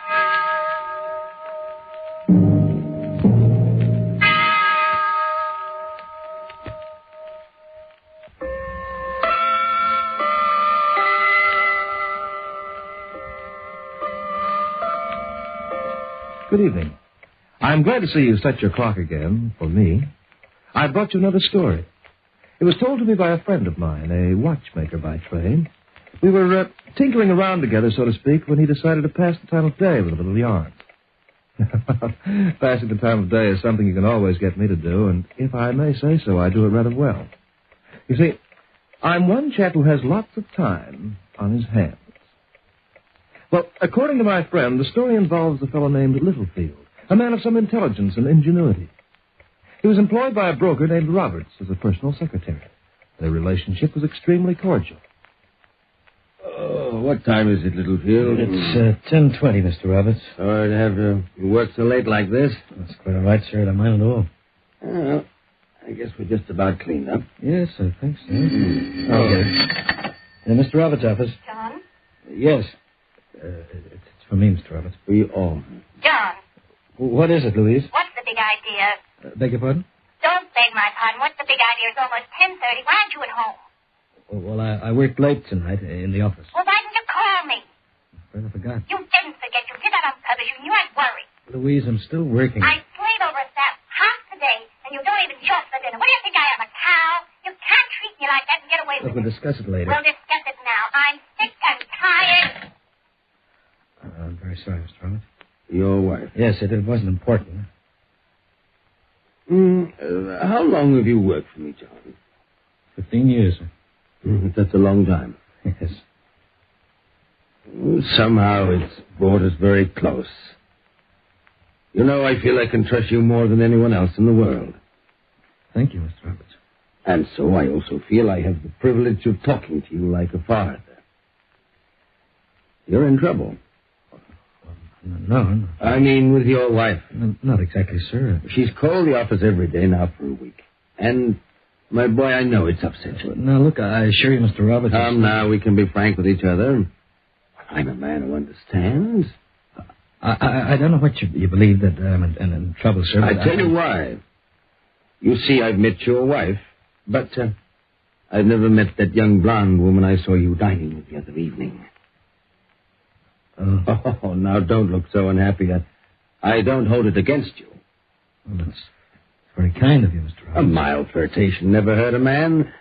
However, those things can go too far. And I'd hate to see a friend of mine and a trusted employee break up his marriage because of a silly and unimportant episode. Yes, you're quite right, sir. Having never been married myself, with no family of my own, perhaps I feel there's something I've missed. I understand. Oh, do you really? Yes. Good. I trust you'll think it over for your own sake. Very, very carefully. Yes, I will, Mr. Roberts. Oh, so much for the fatherly pep talks. Now, if you'll just put this envelope into the office safe, you can go home to your wife. With my apologies for keeping you. Very well, sir. Put it in the safe, Littlefield. You know that envelope contains $1,500 in cash, the Dawson account. I'm depositing it to his name in the morning. Yeah, my boy, what's the matter?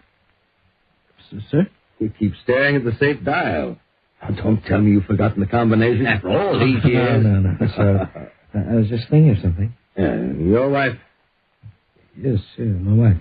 Ah, then you've made up your mind. I think so, Mr. Roberts. Oh. Yes, definitely made up my mind. Hello, Gloria. Hi, sugar. I'm sorry, Gloria. I'm waiting long? About half an hour. I ordered a sandwich. You want one? Oh, no. I'm not having any dessert. I gotta watch my figure. I'm liable to lose my man if I lose my figure. You'll never lose me, beautiful.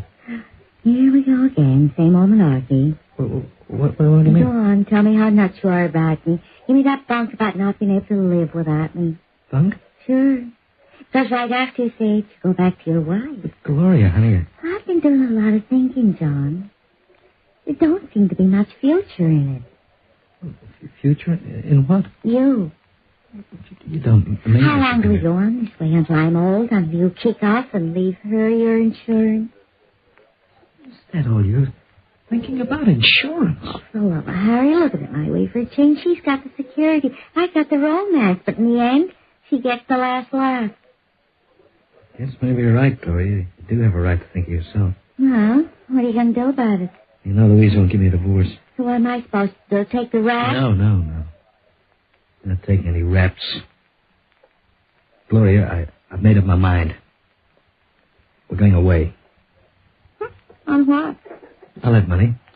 Your wife banks every nickel you earn in her name. You don't earn much anyway. Well, I have another source. Oh, yeah? Yes, I can get hold of $1,500, Gloria. It's a good start. Oh, it's a good start. It's even a swell finish. Well, we'll leave town. We'll never come back. Just you and I. Well, what about your job? I'm sick of my job, and I'm sick of that old fool Roberts. I don't blame you. Skim's been only raised once in the last 5 years. Isn't that what you told me? That's quite right. You know, he should have been a lecturer, not a broke. He's always given me good advice. I can find us up another stooge. I'm finished. When will we leave, sugar? Tonight. Tonight? When will you get the doll? Tonight. They say the right man can take 40 years to acquire a superior intelligence, and the wrong woman can make a fool of him in 40 minutes. John Littlefield was no exception to this rule. He had the key to the office, and he had the combination of the safe. The rest was easy, or so he thought. 4, verse 12. 1. Should do it. Ah, on the nose. $1,550 bills. What? John! What are you doing here? I just returned it. You opened the safe. That money, you wanted to steal it. Get out of my way, Mr. Roberts. Oh, John, you fool. Did you really think you could get away with this? Don't you know how obvious it would have been? Why'd you have to come back? I'd forgotten something. Sorry, now I did. I would have preferred you to get away with it, John, than to catch you red-handed. Get out of the way. Put that phone down. John! Put it down. You... Come on, let go of me. Let go, you idiot. Let go. All right, now get up and keep quiet. I don't want to hit you, but I will if you open your mouth. Go on, get up, I say. Mr. Roberts, get up. Mr. Roberts. What's the matter with you? Wait. Mr. Roberts, wake up. Mr. He's dead.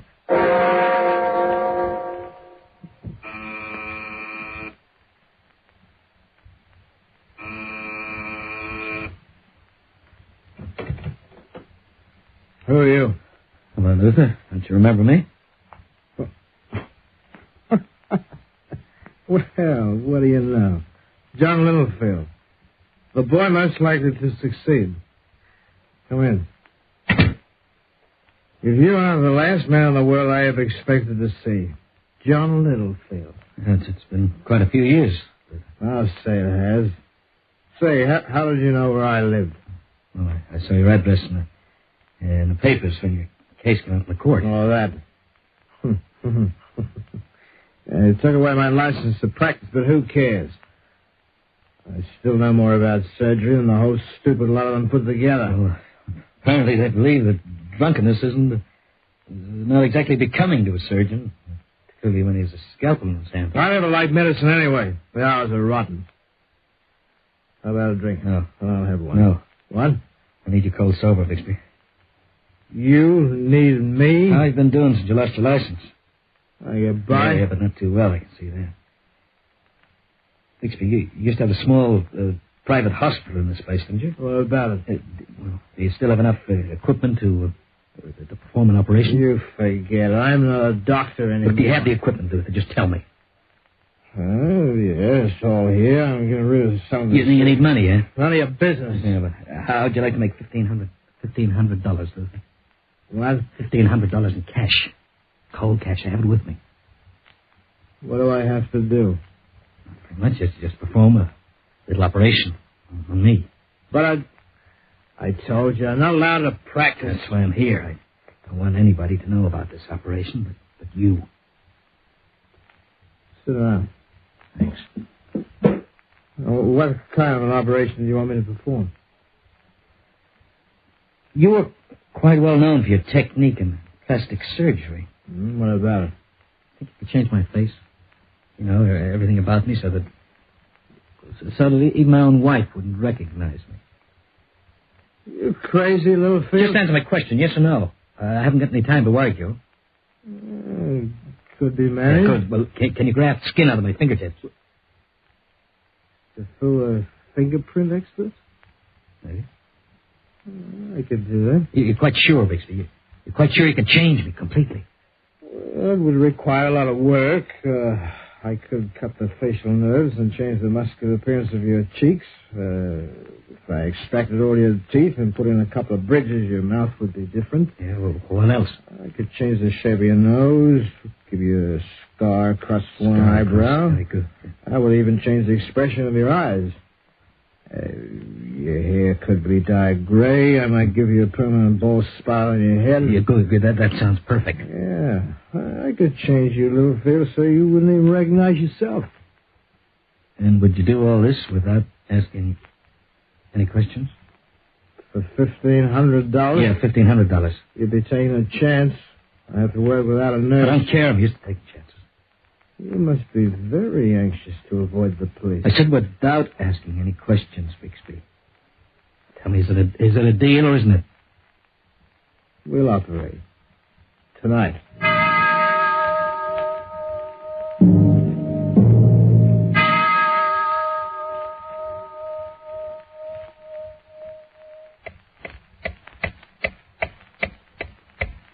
time, like everything else, is relative, according to our thoughts and surroundings. To a man who is happy in his work, it has wings. To a fugitive from justice, it barely moves. And 3 weeks of convalescence have made John Littlefield a very impatient man. How do you feel, John? Good love of heaven, when are you going to take these bandages off my face? Well, let's see if we're ready. I think we are. Yeah? Yes, it looks like this is Let's get them off. Oh, wait. Let me do it. Hurry up, for heaven's sake. Mm-hmm. You're going to get quite a surprise, Littlefield. Am I? Well, you see yourself in the mirror. You done a good job? I've never done better. I've earned my money, too. Yeah, all right. Cooped up in this house with you for 3 weeks without a drink has been quite a trial. Look, you can drink yourself to death after I leave. Yes, no doubt I will. Here we are. Now, let's have a look at you. Well? Look in this mirror over here.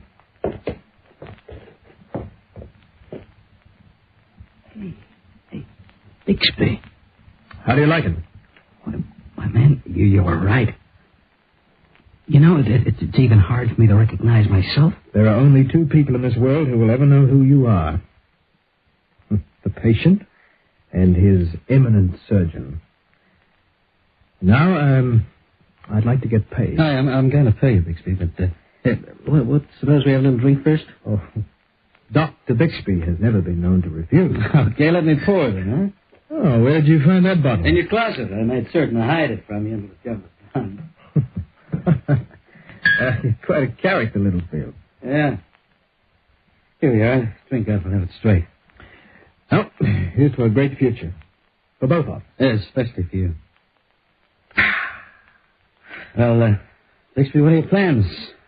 Do you intend to blackmail me? Oh, no, not really. That won't be necessary. You see, I expect you to voluntarily make a small donation every now and then, you know, for old lang syne. Yeah.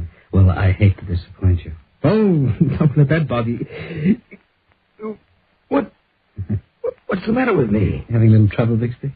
My eyes. Yes, you had a little vial of poison on your shelf over there. I picked it up a few days ago for just this contingency.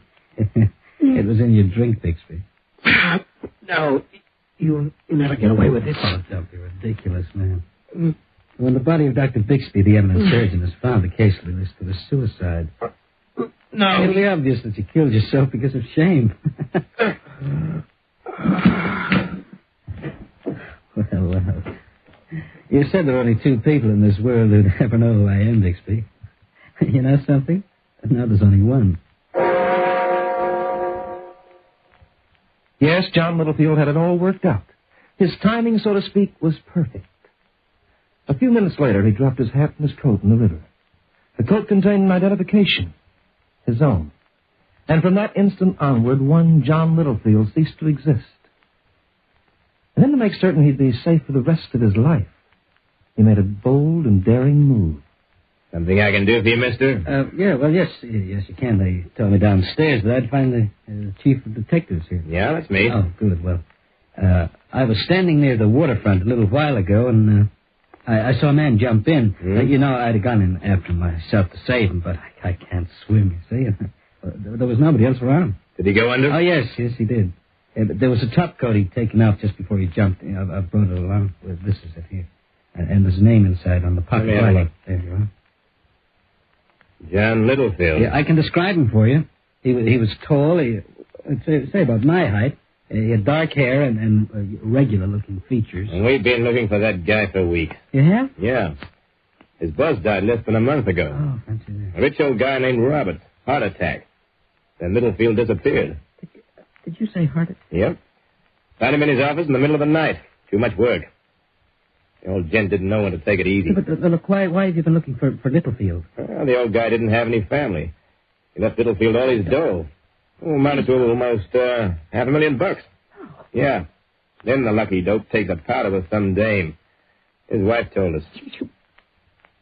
Hey, what's the matter with you? Nothing, man. I guess it got you when you saw him jump. Okay, sit down and take it easy for a while. Go on. I was in there to squad to start grappling for the body. Wait a minute. Well, you're not going to like this, but, I I admit it was only a joke. What? I didn't see anybody jump at all. I'm John Littlefield. You don't say. I was Mr. Roberts' secretary. It's true I ran away because I was sick of my wife, but I'm back now. I'm back. What do you take me for, mister? A cluck? No, look, you've got to believe me. I gave you that story about seeing somebody jump in the river because I was... Because you what? Well, I got a picture of Littlefield right here in this drawer. Yeah, we got it from his wife. Now, just take a look, Sonny. Take a good look. Yeah, well... If you and this picture got anything in common, I'll eat it. Envelope and all. But look, sir, you don't understand. I understand enough to slap you in jail for fraud. I got half a mind to do it. You must be crazy to think you get away with something like this. Now get out of here, you cheap chiseler, before I really get sore. All right. Look, you don't believe me, but I'll prove who I am. I'm going to prove it if it's the last thing I do.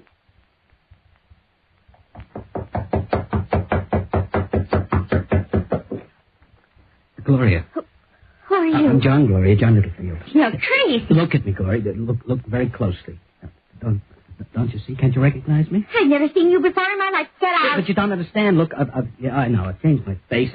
I look different, but I'm still John Littlefield. Gloria, you got to believe me. My boy, listen to my voice. Can't you? Get out before I call the cops, you lunatic. Get out!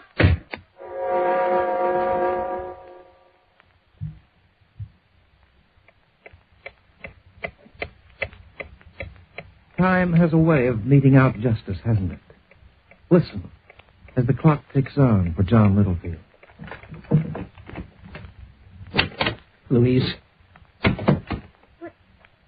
are you doing in my apartment? I'm your husband, Louise. I'm John Littlefield. Keep away from me. Surely you can identify me. Look, you're my own wife. I know. I changed my face, but it doesn't change my identity.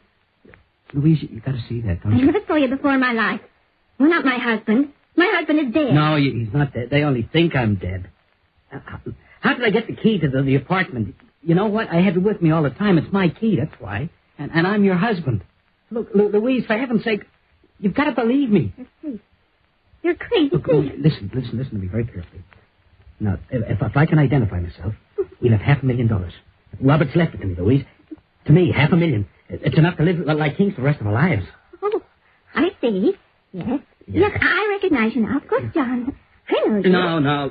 Look, you're only saying that because you're afraid. You don't really believe me at all. Look, just let me go. Don't near the phone. Please, mister. I never did anything to you. Leave me alone. I haven't got any money. Take whatever you want and leave me alone, please. I should have known. Bixby did a good job, all right. If I can't convince you, who can I convince?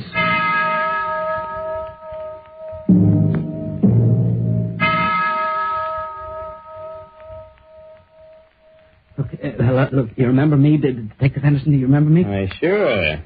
You're the guy who said he was Littlefield. Yeah, that's right. Well, I also said I could prove it to you, and I can. I can identify myself. Oh, now that's very interesting. Yes, I can, yeah. Well, matter of fact, we've been looking for you, mister. You have?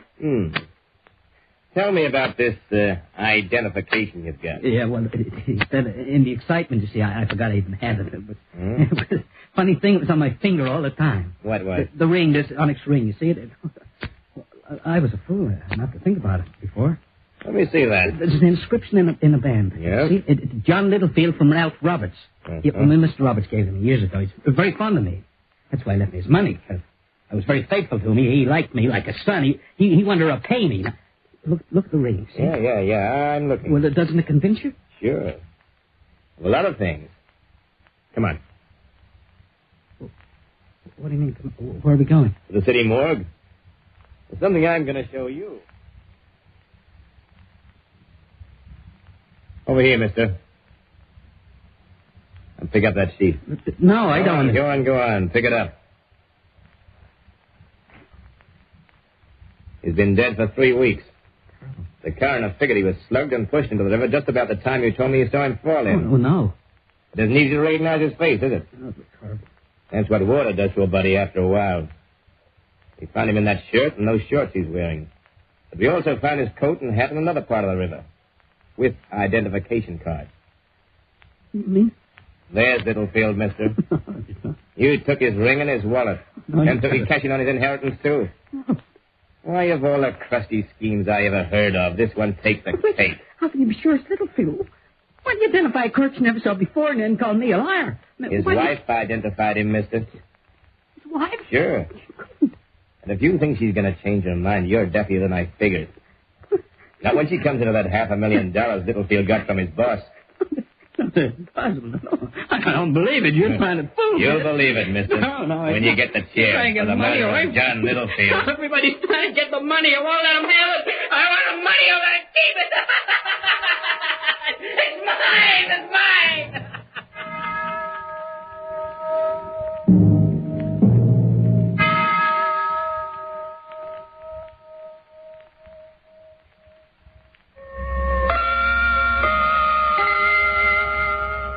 And that's the story of Mr. Littlefield as recorded by the clock.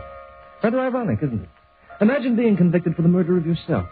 But then, justice has its own peculiar way of balancing the scales, and always in good time, those scales mete out their just and logical punishment. Well, I see my time is nearly up and I must hurry off. I'll be seeing you again even sooner than you think. On the mantelpiece, perhaps, or I may look down on your Sunday morning from the steeple of the church. In any case, when we meet again, you can rest assured for one thing I'll be right on time. The Clock will be heard again next week, same time, same station. Written by Lawrence Clee and starring Hart McGuire as the Clock.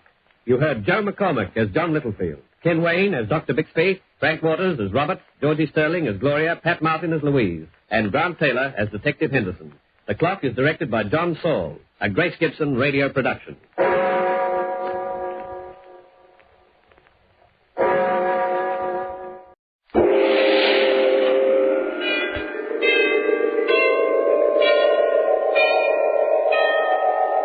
Sunrise and sunset, promise and fulfillment, birth and death. The whole drama of life is written in the sands of time. We present a new series of radio programs, The Clock.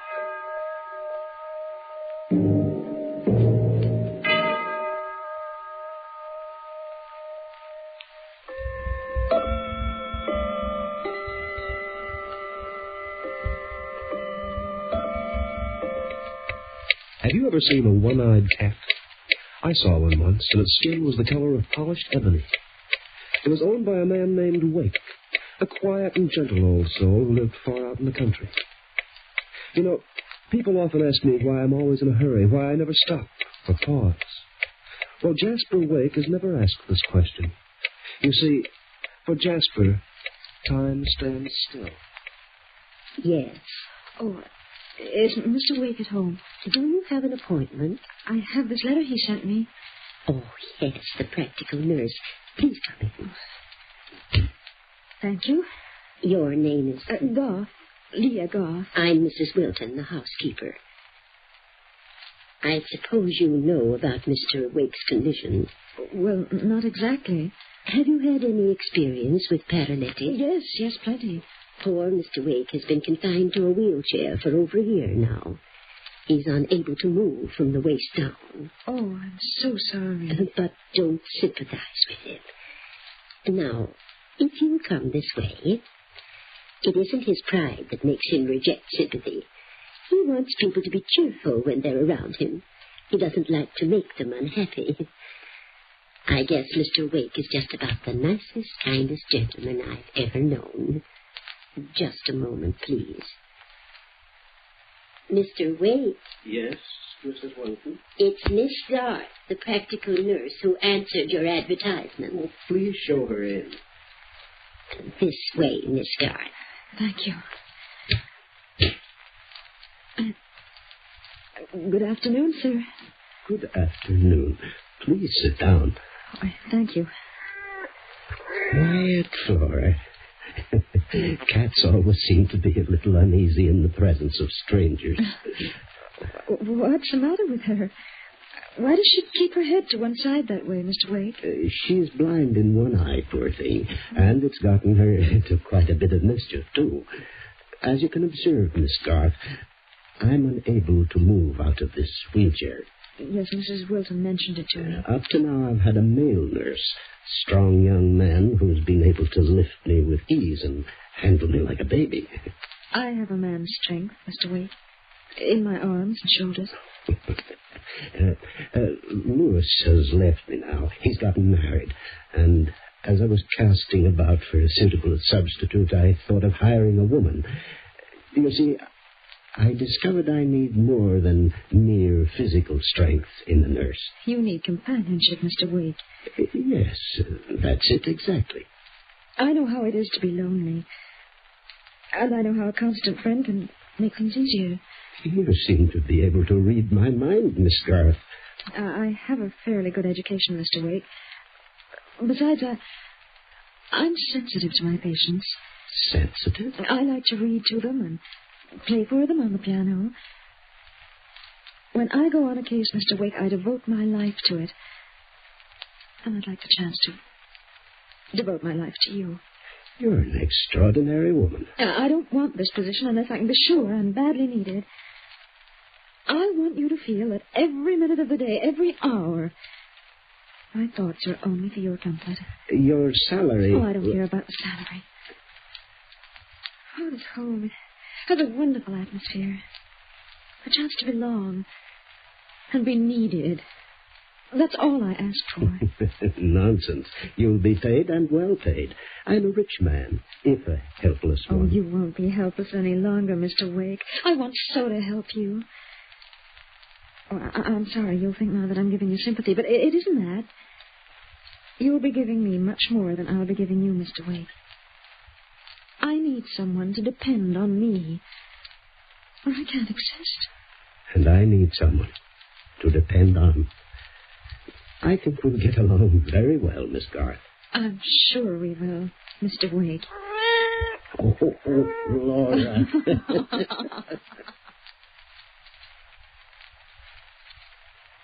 Mrs. Wilton. Oh, yes, Miss Garth. Have you been hired? I have. Oh, I'm so glad. It'll be nice having another woman around the house. Up to now, it's just been Mr. Wake and me since Lewis left. Oh, I'd better fill you in on the routine. Mr. Wake dines at 7, while you and I will eat at 6, and that gives us time... I dine at 7 myself, Mrs. Wilton. Oh, I see. Well, I suppose I can change my hours. There'll be no need for that.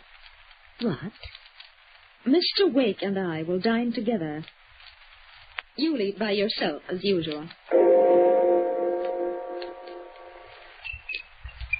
Oh, you have a beautiful garden, Mr. Wake. And you seem to know a great deal about flowers, Miss Garth. I've always loved delicate and gentle things. Yes, you're a gentle person. A very gentle person. And I'm glad you're here. Mrs. Wilton? What is it, Miss Garth? I left my shoes in the hall this morning. Did you see them? Yes. Then why weren't they polished? Miss Garth, I think it's about time you and I came to an understanding. I'm neither a bootblack nor a chambermaid. Since you came to this house 3 weeks ago, you've done nothing but order me around. And I'm getting just a little tired of you. Perhaps that will put you in your place. I'm so scared for that. I'll tell Mr. Wake. That's what Oh, what? Oh, my arm. You're breaking it. Oh, please, please. I could wrench your arm out of its socket with a twist of my hand, Mrs. Wilton, and I assure you that if you annoy me again, I'll do just that. Oh, please let me go. My shoes are still in the hall. I want them polished within the hour. Do you understand? Cecily, please don't hurt me. Oh, don't hurt me. I've brought your milk, Mr. Wake. You're very sweet to think of it, Miss Garth. Now you finish it. Come on, every drop. It's good for you. That seems to be your only concern. The things that are good for me.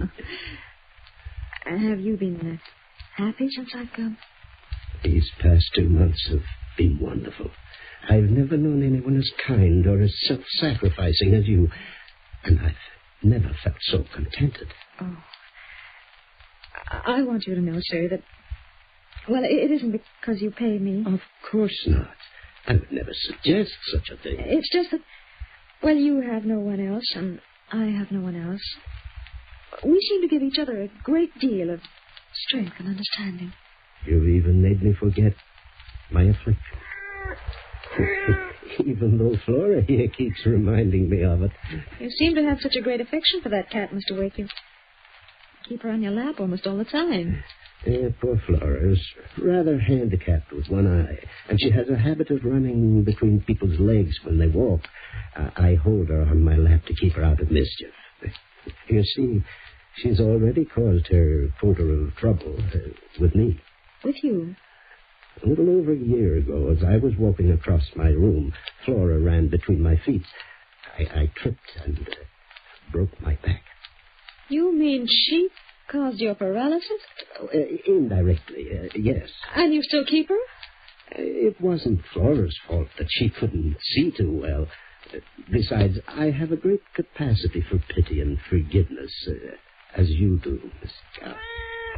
Mr. Wake. Oh, what is it, Mrs. Wilton? I've been trying to see you alone for quite a while now. But Miss Garth hasn't given me the chance.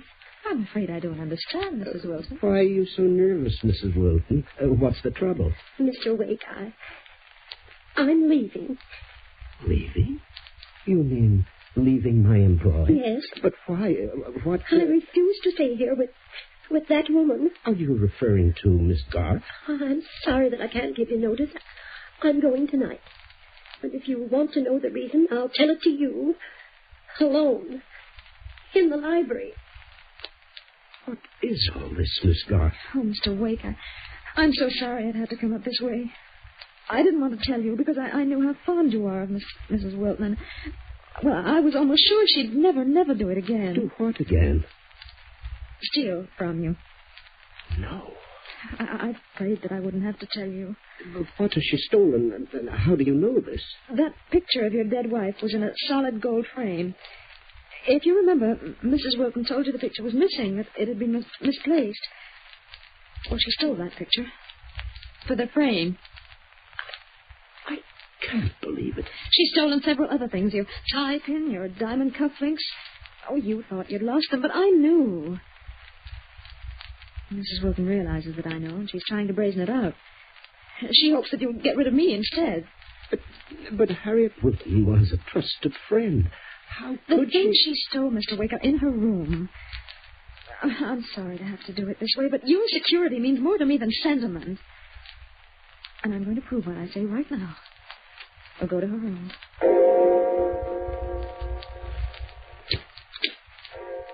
I would like to speak to you alone, Mr. Wake.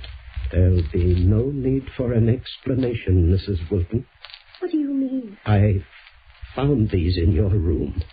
I don't understand. Because of the many years of faithful service you've given me in the past, I won't inform the police. But I want you to take your things and leave this house immediately. She made this up. She did this just to get rid of me. Mrs. Wilton, I want you to leave now, without any further discussion. Very well, Mr. Wake. But heaven help you when you're all alone with her. I'm sorry, Miss Garth. Oh, that's all right, Mr. Wake. I've forgiven her, as you have, for everything. I'll hire another housekeeper in the morning. That won't be necessary. No? You won't need anyone else from now on, Mr. Wake. But me.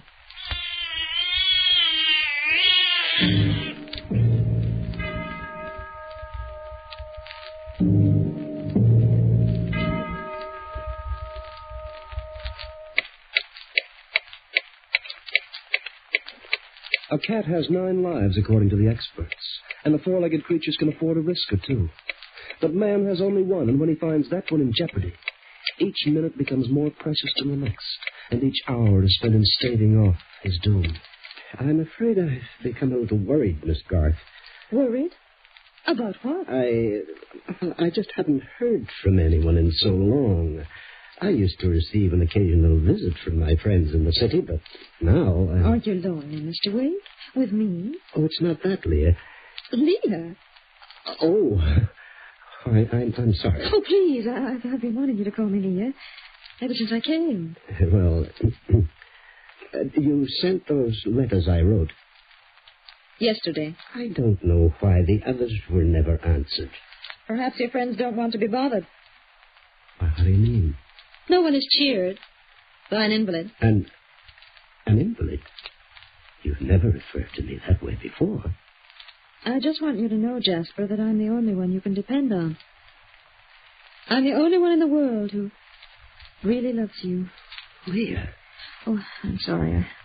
I've been holding that back for so long I shouldn't have said it. Leah, you've been a good friend to me and a great help, but I don't want you to go too far in your own imagination. You mean you don't share my affection? I admire you greatly, and there's nothing in the world I wouldn't do for you. But love, well, I'm afraid I'm just a little too old for that sort of thing. I see. Please don't be hurt. Oh, no, I think I understand. You know, I've just had an idea. I think we'll have a little party this weekend. A party? I'll invite some friends, old cronies.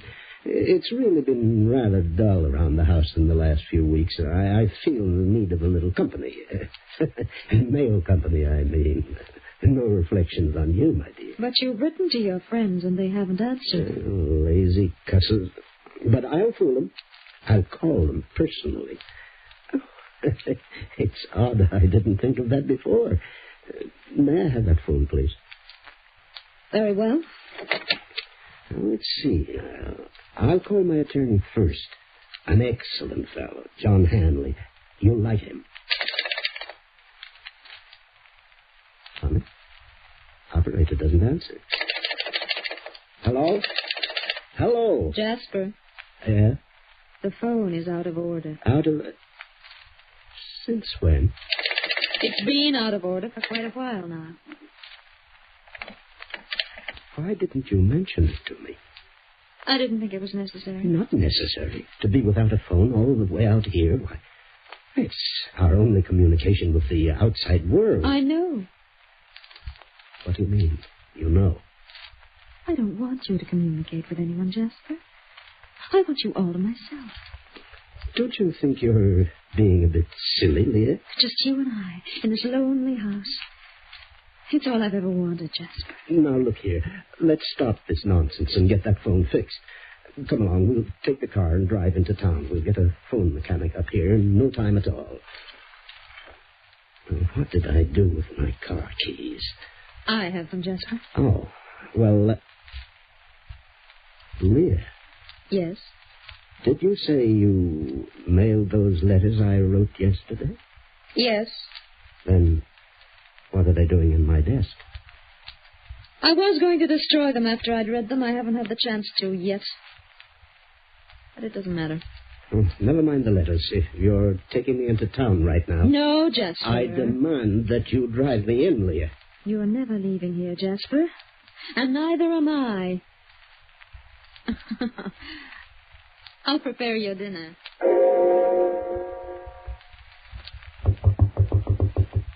What is it? Well, you haven't finished your dinner, Jasper. I'm not hungry. You've hardly eaten in the past few days. You know, that isn't nice. Leah, for heaven's sake, tell me what this is all about. Why are you keeping me a prisoner here? What have I done to deserve this? I love you, Jasper. I don't believe it. I was hoping one day we'd marry. You must be out of your mind. Do you think for 1 second that I'd marry you? Is that your game? Are you after my money? Frankly, Jasper, you're making it more difficult for me. I warn you, Leah. I love you so, but you won't reciprocate. Well, perhaps you'll do something else. Perhaps you'll sign this paper for me. What's printed on that paper? Your will. And you leave everything to me. My will? Now I know you're crazy. Jasper. Do you think I can't see through your hideous scheme? Do you think I'm a child? Why, you may be fiend enough to kill me if I sign that paper. And I'll kill you, Jasper. If you don't.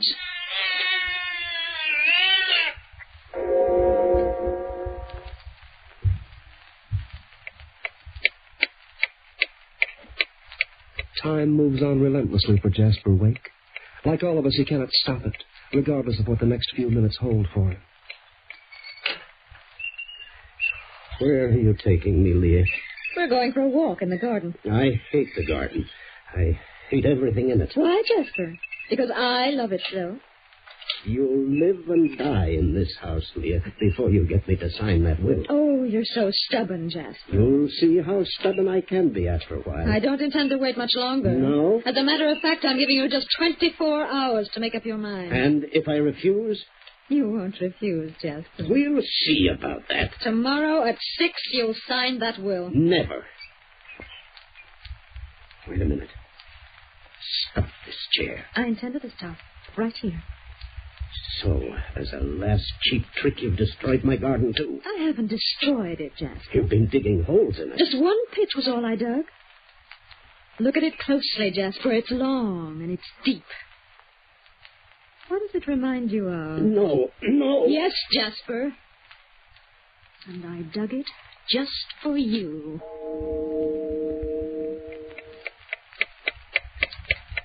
Don't you intend to eat lunch, Jasper? Get out and leave me alone. Oh, you're so irritable today. Why, that filthy little beast. Keep away from her, Leah. It's treat that cat as if it was human. Compared to you, it is human. You know, I feel sorry for Thora. Do you? It's unfair to allow a cat like that to suffer. Leah, if you dare lay one finger on Thora. One finger would be enough to take care of its other eye. You're not a woman. You're a female horror. Get out of my sight. Get out and leave me alone. Yes, it's 2 o'clock, Jasper. The will is on your desk. I'll be back at 6 with a fountain pen.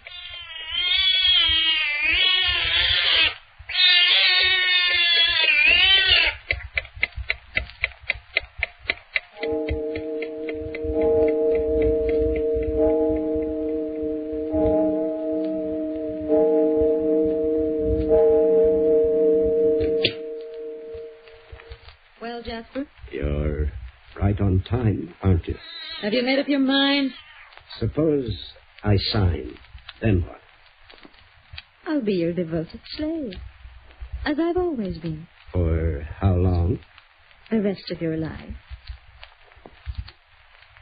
Do you see what I placed on that table, Jasper? It's a bottle of chloroform. A few drops on this wad of cotton, and you're finished. Do you want this cotton across your face? Will you let me live if I sign that will? A bargain is a bargain. Give me the pen. You're very sweet, Jasper. Flora, come back. Never mind the cat. There's your paper. Thank you, Jasper. You're going? Not just yet. What are you doing with that bottle? I told you I'd be your devoted slave for the rest of your life. I neglected to mention how short a time that would be. Yeah, I know. You're going to kill me anyway. I thought you might have one shred of pity, but you haven't. Goodbye, Jasper. Leah. And thanks for everything.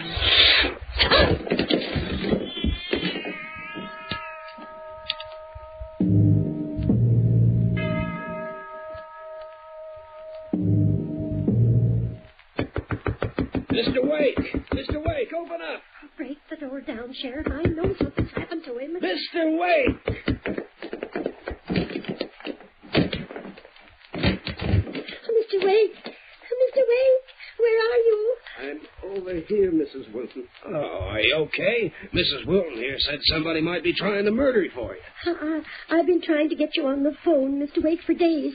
Then I noticed you never came into town anymore. And I'm quite all right, Mrs. Wilton. That woman, where is she? She's wanted by the police. Yes, you were right about her, Mrs. Wilton.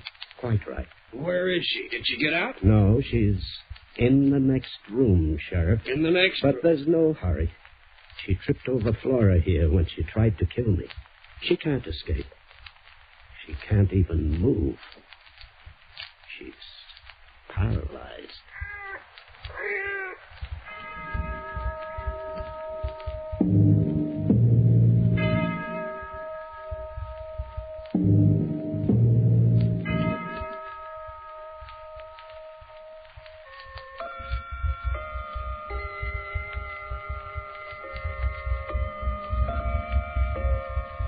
And that is the story of Jasper Wake as recorded by Leclerc.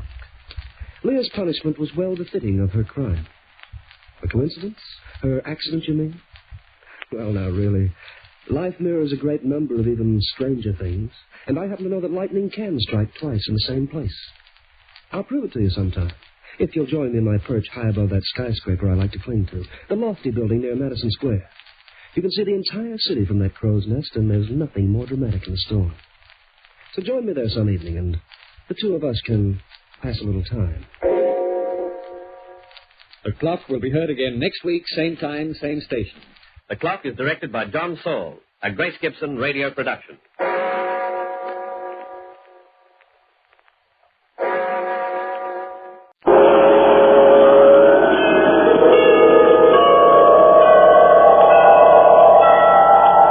Sunrise and sunset, promise and fulfillment, birth and death.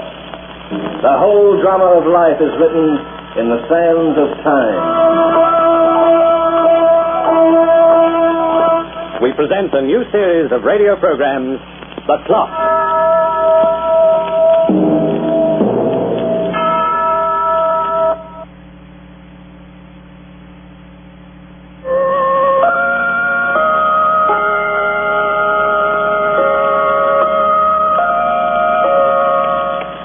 Would it surprise you if I said I was a rather frivolous fellow? Well, I am. Oh, I know your answer. You'll say the family heirloom's been ticking away for 60 years and has never lost a second. But I'm a practical joker in other ways, and I'll prove it. For instance, when it's 12 o'clock noon in New York City, it's 5 p.m. in Paris. Really. And when it's 5 p.m. in Paris, everyone in Bombay will insist that it's 10:30. And in Hong Kong, now hold on to your hats, friends. In Hong Kong, it's 1 in the morning of the following day. Yes, it's 6 p.m. in the Amsterdam while it's midnight in Singapore, and they're having a late breakfast in Mexico City while they're serving dinner in Bucharest. And it's off to work in Los Angeles while the karaokers are sipping cocktails in Rio de Janeiro. Rio. Beautiful Rio. The loveliest city in all the world. A city where anything can happen and everything does.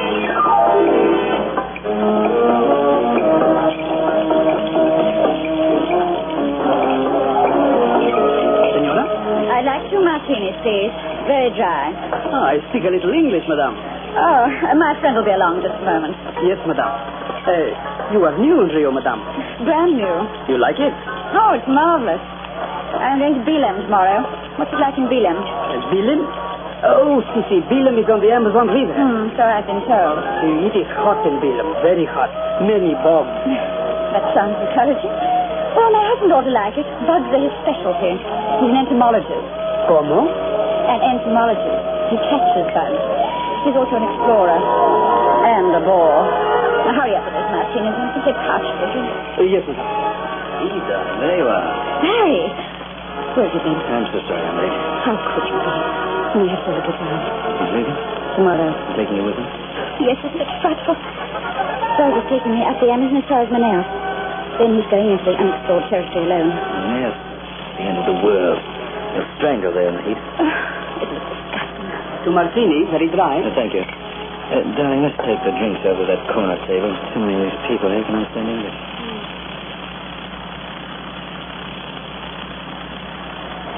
Barry, darling, what do we do? You care? I care.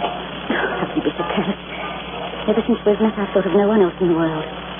Barry, I've never loved a man the way I love you. What about Charles?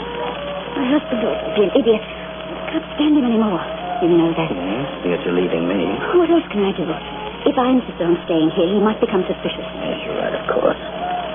We have one other choice. One other choice?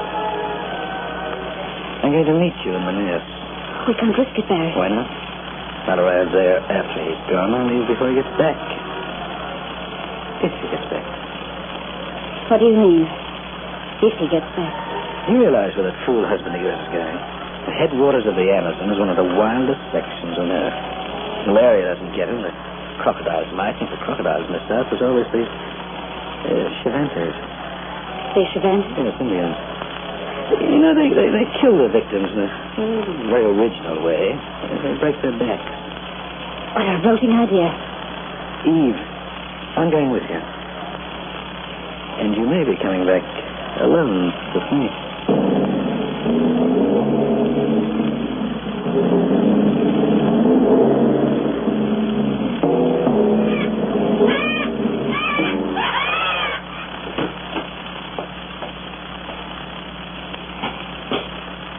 Charles? Yes, my dear. Did you get Mrs. Kennington tissue? Cleansing tissue isn't easy to find here in Manaos, 1,000 miles up the Amazon. Good gravy, isn't it bad enough that I have to sit here in this oven and melt like a lump of butter without you making stupid remarks? I'm sorry, Eve. Give me a cigarette. My dear, of course. When are you leaving? For the interior? Yes. I'll leave Manaos in the morning.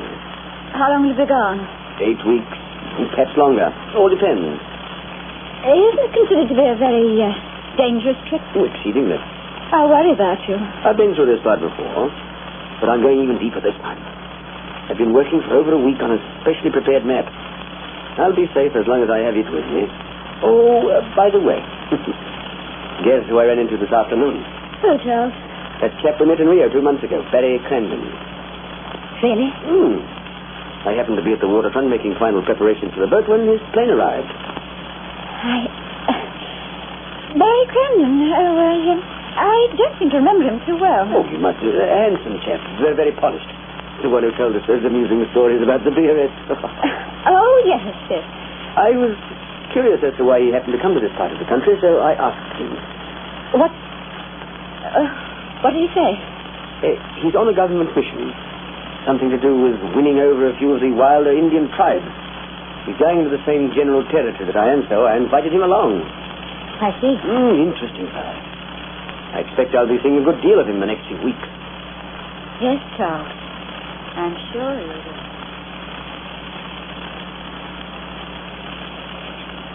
Barry, can we be seen from here? No, and I made sure we weren't followed. He's asked you to go with him into his jungle. Yes, there's no way I could refuse his invitation either. No one goes into the jungle by himself if he can help it. We're too suspicious. What do we do, darling? There's only one way out. I'll have to go along with him. But I'll return alone. Barry. Do you love me? You know I do. What's that chance? You're going to... Who knows the difference? We're ambushed by the Indians. I get away. They'd send a military expedition into the jungle and find them, but they'll find him dead. I never thought... If you don't have the nerve, this is the time to say so. I'll leave Manaos on the next plane. We'll never see each other again. Oh, no, Barry. I couldn't do it if you did. It's all there waiting for us. If we have the nerve. I suppose divorcing him would never be enough. Darling, divorce. Look, your husband has one thing we need, one thing we haven't got. Money? Well, I'd take you as you are, if you could live on what I got. But that ermine wrap of yours may have to go up for auction. Or might have... No, I'm not giving up the money, Barry. That's why I married him. And the things his money can buy are still as important to me as ever. I'm not asking you to give it up. I'm only asking you to share it with me. All right, Barry. Your way is the best way. But you're not going to do it alone. Not what do you mean? He'll take me with him, if I ask him.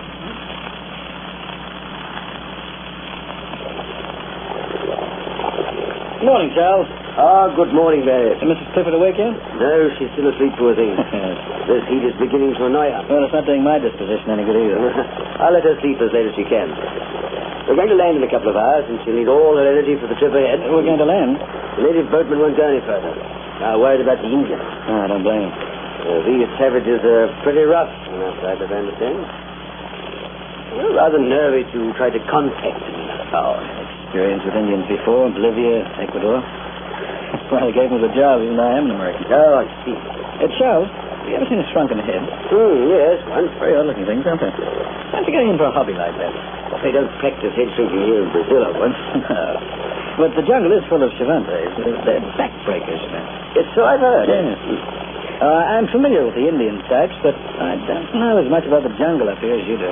Well, it's practically impossible to find your way around without a map and a compass. Yes, that's true. And if you go too deep, even they won't help you. All on charter, eh? Exactly. They say that no one has ever come out of the interior alive. Of course, I don't expect to go that far in for my specimens. What makes you risk your life for a few bugs, Charles? Oh, you see, I'm a scientist and a bit of an explorer. It's my work. Even though I don't make very much of a living by it. Yeah, well, when a man inherits money, of course. I say, how did you know I inherited my money? Didn't you mention it once? Oh, perhaps. I don't remember. Oh, anyway, it doesn't matter. Incidentally, do you only carry one copy of that map, you think? Yes. Well, I wonder if you do me a favor. Could you make me a copy, too? Oh, I reckon they separate for a while. I'd like to be able to find my way back. Well, there's no need for us to separate, but I'll make you a copy of the map if you wish. Oh, thanks. The boatman will wait for us on the riverbank some 15 miles from here. We'll take enough supplies to last 4 days. Then we can return, replenish our stores, and start out again in another direction. Oh, that's fine. If and when I manage to make contact with the Indians, let me handle it. Oh, naturally, old boy. Good morning. Good morning. Why, it's nearly noon. I'm afraid I overslept. Will you give me some coffee, Charles? I'll have one of the men brew a fresh pot. Excuse me. No, certainly. Great, look at that jungle. It's landing in an hour or two. We'll push into the jungle for a day or so, and then... Don't talk about it. Makes me nervous. So ridiculous. The fool's giving me a copy of his map. Saves me the trouble of stealing the original. I'll get hold of his compass, of course, afterwards. I wish it was over with. It will be very shortly. The boatman will stay in the river. When we return, we'll tell them we were ambushed, and we'll go back to Manaus. How will you kill him? Well, I can't use a gun. I might find his body.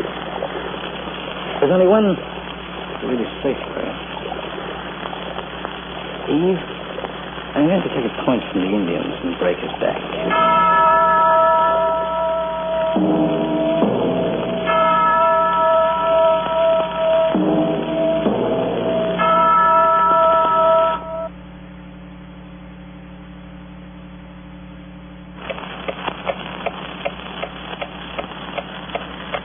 Like the hour of day, the years also vary in different parts of the world. It's the second half of the 20th century in New York and London, but in certain parts of Tibet it may be the middle of the 17th century. And even this is a modern era compared to the jungles of Brazil. For the headwaters of the Amazon is one of the few places in the world where time has never existed. Things remain as they were thousands of years ago, and the life that swarms and quarrels over everything provides a fitting symphony to the exhausting and terrifying heat.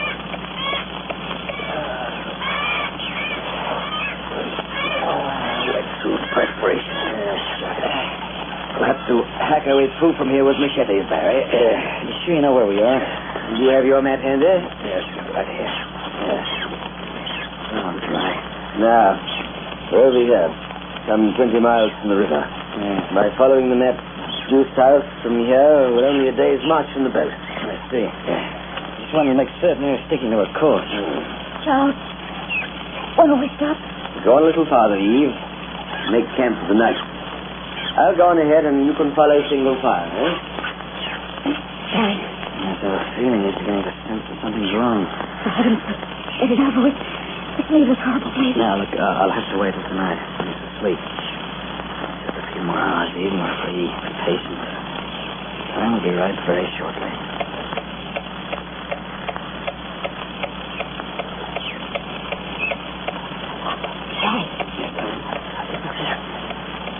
How many of those tubes you got, Mr. 5. Good, you're keeping quiet. Barry, go ahead. Do it now. Don't wait any longer. All right. I'll be back in 5 minutes.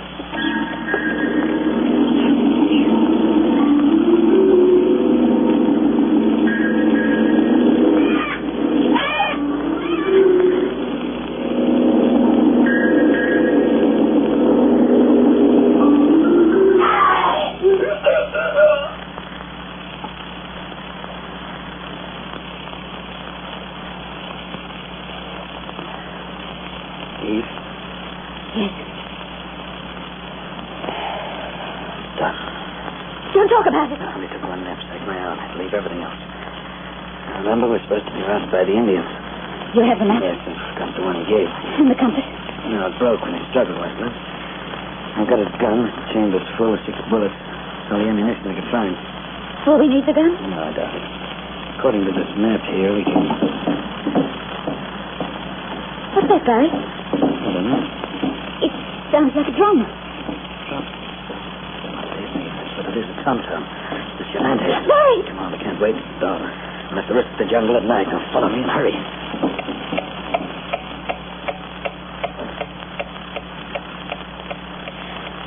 Barry, not so fast. Sorry, dear, I'm sorry. Just hold on for a minute. No, I don't hear them. Neither do I. No, I've lost them. Well, we can rest for a little while. Oh, I'm hungry, Barry. But we can make a fire. Maybe seen. I tell you what, we'll open some of this canned stuff. You can eat as much as you like. We'll reach the river by nightfall. Can't we sleep for a while? No, I'm afraid now we'd better get back to that boat. Oh, Barry! What was it? With the 2 bullets in the confounded thing. Oh, it was an Indian. Honey, I wish you'd hold on to your nerves. You don't have to jump at every blade of grass that moves. I noticed your hand wasn't any too steady. Look in those cans, Nicky. That's weak as a cat. Yes, what did I do with it? What's what? The can out margin. Well, isn't it in the knapsack? No, it must have been in the other one. I grabbed a few things out of Charles' knapsack in a hurry before we left. For goodness sake, open those cans. Well, what with, my teeth? Oh, don't tell me that the man of the world is completely helpless without a can opener. That's really rich. Oh, look, stop being funny and give me a machete.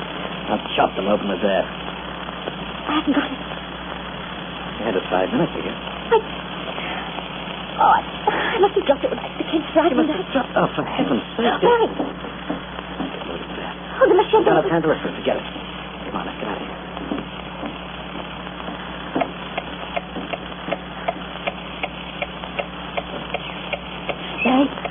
Barry, don't get ahead of me, please. Come on, hurry. How much longer do we have to go? According to the map, we should reach the river inside of 2 hours.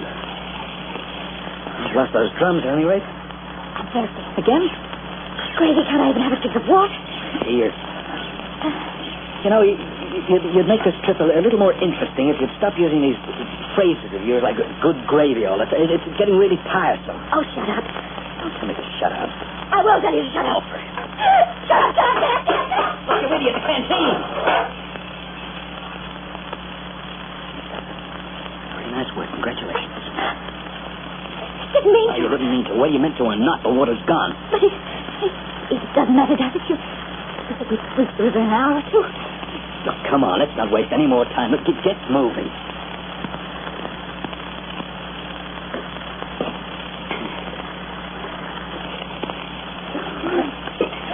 River, Barry. Where? Over there. Oh. Not the river. It's just a jungle stream. There's dozens of them around here. Oh. Well, at least we'll have more water. Get some sense. Would you like a case of typhoid to go with it? Typhoid? You can't touch that water. Typhoid, Ammobic dysentery. Those bugs just thrive in these marshes. Oh. Let's keep going. Wait a minute. What is it? Look at this map. Is anything wrong? No. We weren't supposed to run across the stream this side. It's not marked here. Barry, we haven't lost our way. Oh, don't be ridiculous. The map is perfect. According to the sun, we're moving in the right direction. Barry! It's a jaguar. He's in that tree. Don't move him.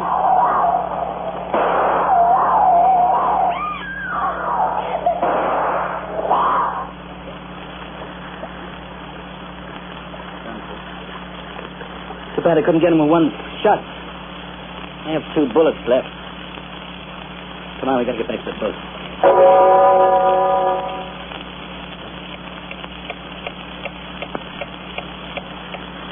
Time and bullets are running out for even, Barry. Only the jungle is timeless, not human life. Listen. Monkeys, those crazy monkeys. I could strangle them. Barry, I can't go on. All right.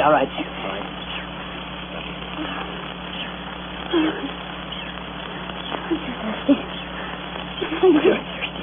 How do you think I feel? You look the way you feel. You look like a washed-up rat. Really? I wouldn't talk. It's too bad you haven't got a mirror. What do you mean? You have the makeup base and the fancy lipstick. You're not exactly a beauty contest one yourself. Look at you. Look at you. Filthy fart. Don't you talk to me like that. Sorry I ever came with you. Yes? I'm sorry I ever laid eyes on you. Hateful, you hear? You're hateful. What a chump I think of it. Instead of sitting in a comfortable hotel in Rio, I have to chase all the way up here after you. You won't have to chase me any longer when we get out of this jungle. The pleasure will be all mine. There. There's a stream over there. Water. I've got to have some water. Wait. Maybe we can take a chance and boil some. Come on. Water. Eat. It's 2 hours ago. Oh, no. Yes, it is. I remember the rock busters. And look, there are footprints under that. You've been going round in circles, Barry. Where's that map? Put it inside the map. A sec when I... What's that? I don't know. It's like some kind of a diary or something. Oh, I remember the Charles's logbook. You put up with some of the camp stuff and I went through. Heck. Here's the map, Barry. Look at this. What?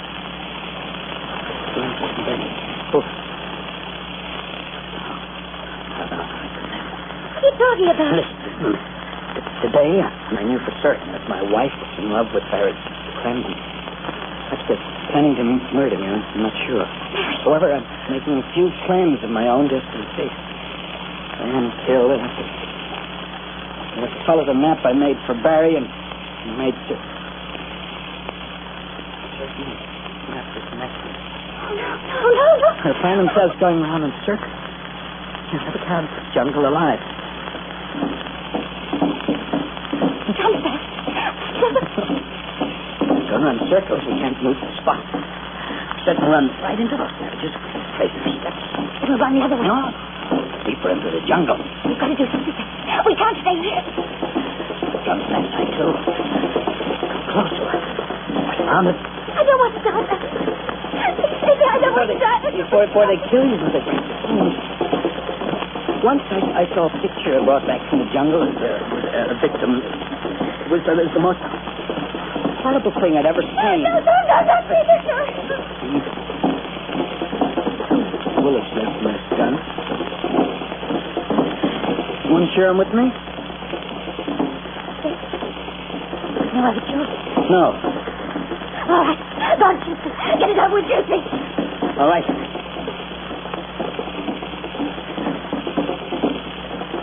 You said I haven't... I can't kill myself. No, neither can I.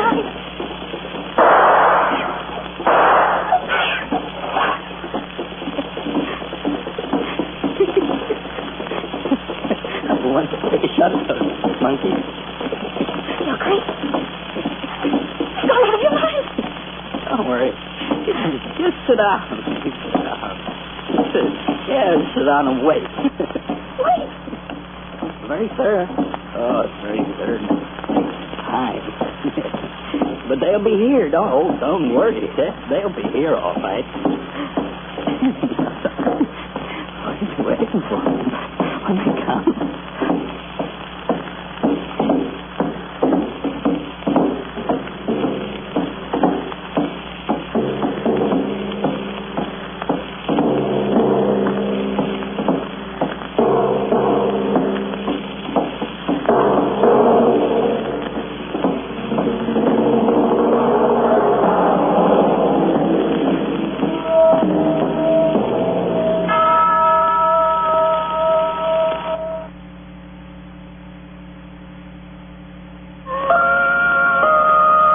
The Clock will be heard again next week, same time, same station. Lawrence Clee is the author, and you heard Hart McGuire as the clock.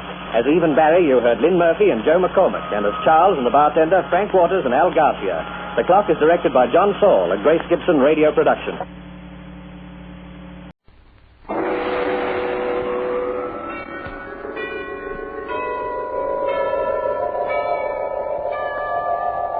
Sunrise and sunset, promise and fulfillment, birth and death.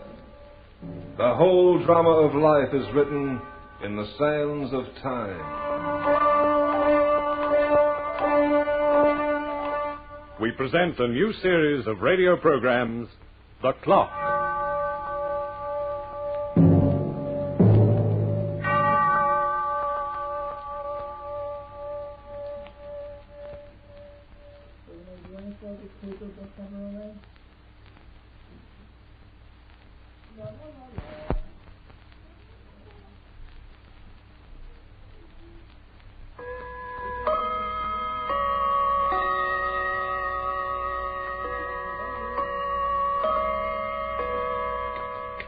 City people are gregarious by nature, and they feel more at home in a crowd.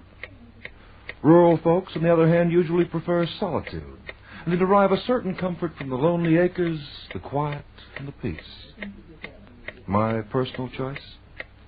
Well, that's not an easy question to answer. Time moves quickly in the city, and the minutes are filled with a certain hubbub and excitement that throbs and pulses like a living thing. While in the country, time has a more leisurely pace. The man can spend his hours in reflection. No offense to my city friends, of course, but I'd say I was a country bump in his heart. Particularly now, with winter coming on. When the snow begins to fly, the sleigh bells tinkle a merry tune along the backwoods road.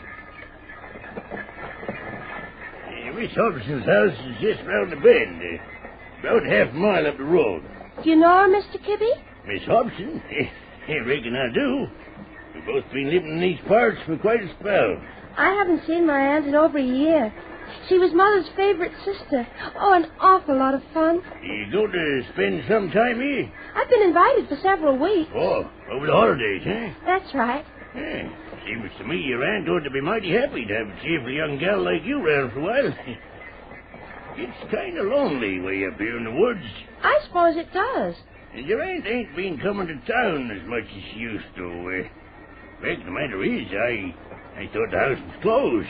Really? Yeah, ain't seen Miss Hobson in so many months, I figured maybe she'd gone away. Then I heard she'd gotten sick, and she went somewhere to the hospital. No. Well, them things happen. I'm sure she must be all right now, or she wouldn't have invited me. Do you know what was wrong with her? No, I couldn't say, miss, but at least she come back. What do you mean, at least she came back? Well, now, I ain't going to spoil your holiday with country gossip. If it has anything to do with Aunt Emmy. Oh, no, nothing like that. I just thinking that someone else went away and never returned. Disappeared like a puff of smoke. Ain't found hide and a hair of him for 2 months. You try to frighten me with a country ghost story, Mr. Gibby? It's a fact, miss. A fella named Collins, Albert Collins, came up through these parts one October evening. Round Halloween. And he ain't been seen since. It would be Halloween.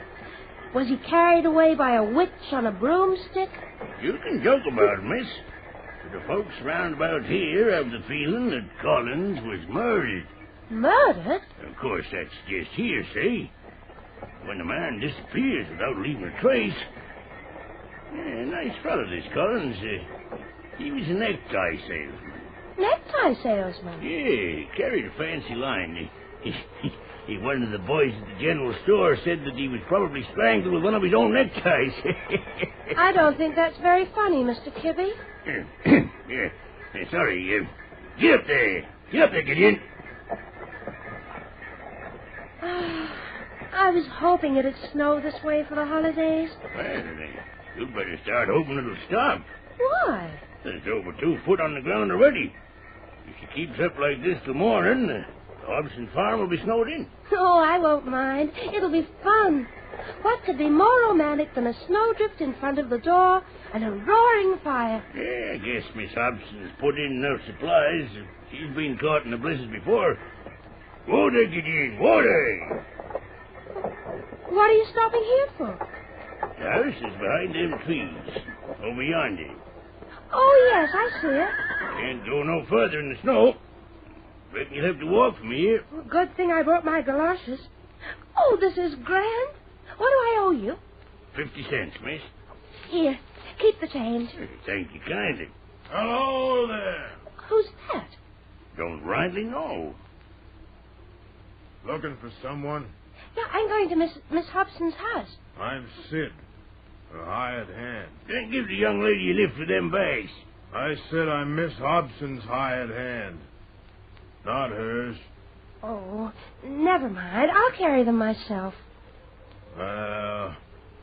I'll take one of them. Yeah, that's decent of you. Well, so long, young lady. Have a good time for yourself. Thank you. Get in, get. Well, I guess we'd better go. You sure you got the right place? Of course. I'm Miss Hobson's niece. She invited me up. Well, you ain't expected. What? I said she doesn't know you're coming. But she invited me. That's news to me. Would you mind picking up that bag and leading the way? Suit yourself. All I know is that she don't know you're coming. I only hope she don't get mad.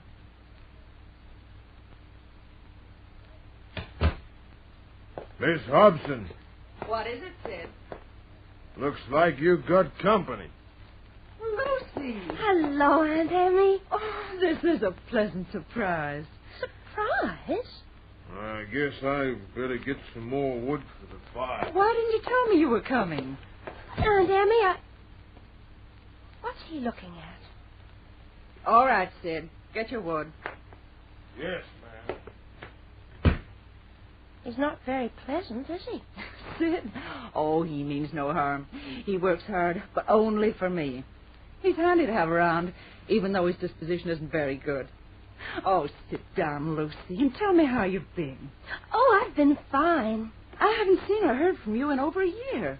Where have you been keeping yourself? I was just going to ask you the same question. I heard you were ill, Aunt Emmy. Oh, it wasn't serious. I need to rest more than anything else. I left the hospital just 2 days ago. What was the matter with you?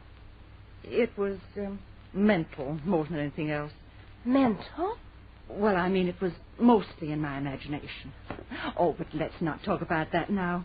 I'll show you to your room, Lucy. Come with me. All right.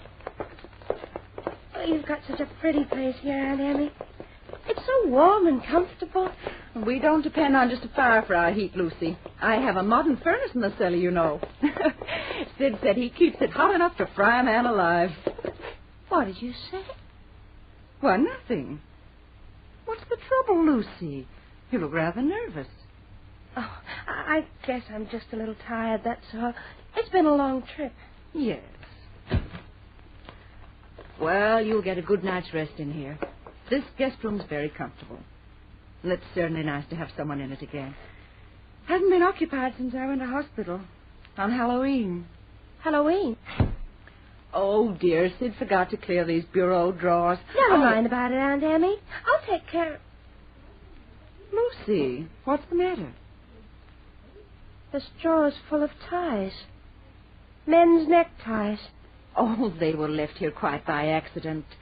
You see, I rent this room out occasionally to tourists and salesmen. My last guest left those in the drawer. What was his name, Aunt Emmy? Collins. Albert Collins.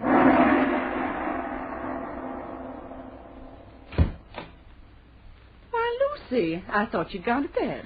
I couldn't sleep, Aunt Emmy. You're not ill? No, just restless. Well, sit down and keep me company. Aunt Emmy? Yes, dear? Why did you have to stay at the hospital as long as you did? Oh, they wanted to look me over and ask a lot of questions. What kind of questions? I can hardly remember. Would you like some hot coffee, Lucy? Oh, no. I've just made some. It should be ready by now. Excuse me. Oh, I'll answer, Aunt Emmy. Hello? State police calling. State police? Yes, we're issuing a warning to all residents of Calville. A woman inmate at the state hospital for the insane has escaped. She's in this vicinity and she may be dangerous. Paranoid type. Be sure and... Hello? Who was it, Lucy? Aunt Emmy. Who called just now? I mean, I'm not sure. Something happened to the phone. The phone? Let me have it. That's odd. Oh, well, the heavy snowfall must have pulled the wires down. It's happened before. Can we fix it? Not before morning. Are you sure you don't know who it was who called, Lucy? Quite sure. I think you'd better go to bed. To bed? You look so tired, Lucy. Oh, I'm all right, Aunt Emmy. I'd rather not sleep in there alone. Would you like to sleep with me in my room? No. Lucy. Oh, I'm sorry. I'm just not tired, that's all. Please don't coax me. Besides, it's still early. Well, I think I'll go down to the cellar and bank the furnace fire. But it's so warm in here right now. No, I like a real hot fire. But what about Sid? Doesn't he do that? He's probably gone to bed. I won't disturb him. Well, do you want me to go with you, Aunt Emmy? No, I'll manage alone. Somehow I manage to do almost anything alone.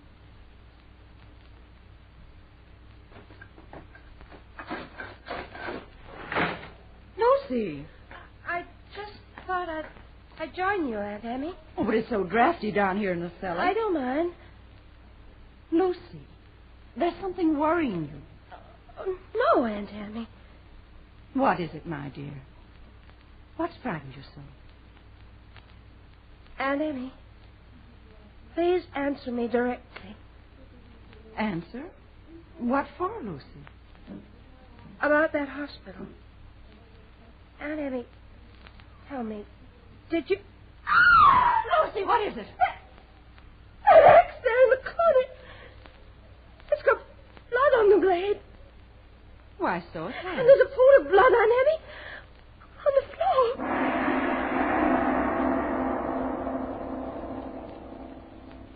floor. Lucy, dear. It's Aunt Emmy. What happened? Oh, you fainted, Lucy. I carried you up here. Oh, that blood on the cellar floor.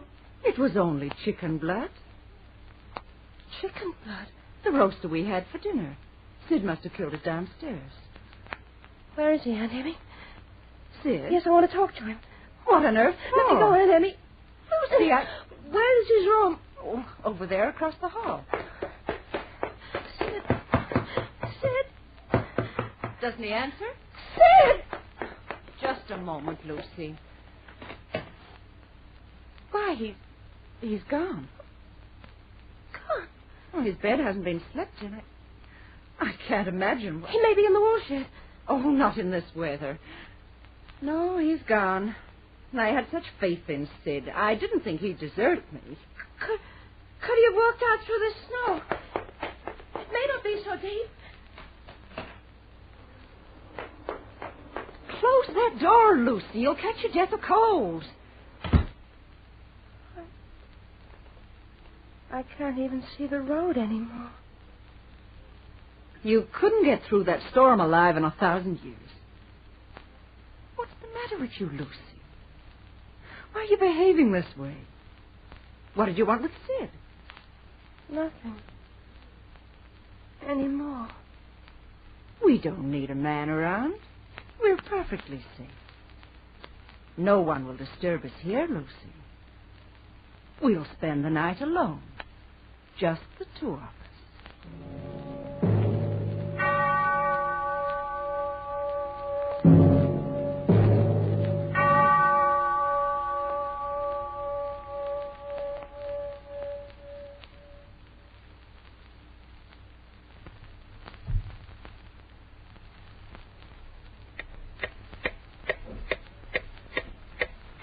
Time, like falling snow, adds up its hours quietly.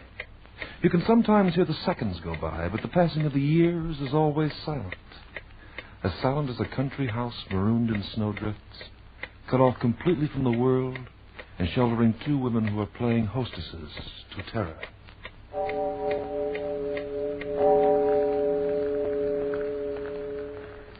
It's 2:00 in the morning, Lucy. I heard the chimes. Shall I put another log on the fire? If you like. very strong, Aunt Emmy. I always have been. You carried me up the stairs from the cellar like you would have carried a baby. You'll always be a baby, Lucy, to me. I can remember when you were 5 years old. I took care of you while your mother was away. Do you know what was wrong with Mother, Aunt Emmy? Do you? I wasn't supposed to know, but I found out. She went crazy, Lucy. Yes. She and Father. They said it ran in the family. From Father to... How can you talk about it, Aunt Emmy? Isn't it better to face the truth? Sometimes it helps you to understand. Do you remember your mother very well? Yes. We were twins, Lucy. She and I. That's why I was always so fond of you. And I of you, Lucy. I still love you, Aunt Emmy, in spite of... In spite of what? Let's talk about something else. Come over here and sit with me. No, I'll stay where I am. Lucy, what's wrong? I wish you hadn't spoken about Mother, that's all. She was a wonderful woman. But she was a paranoiac. Is that what they call it? She had a persecution mania. She even... Killed a man, yes. Poor Flora. And now? And now? Oh, Aunt Emmy. Aunt Emmy. Oh, Lucy, darling. Don't come near me. Lucy. Why don't you go to bed? Why don't you leave me alone and go to bed? I'm not tired anymore. Oh, Lucy, you worry me. I know you're not yourself. I want to get a doctor for you. Now? Can you get one now? No one can get through these drifts until morning, when the snowplow clears the way. And I wanted snow so badly. Lucy, I have something here that could put you to sleep. Some pills. Will you take them?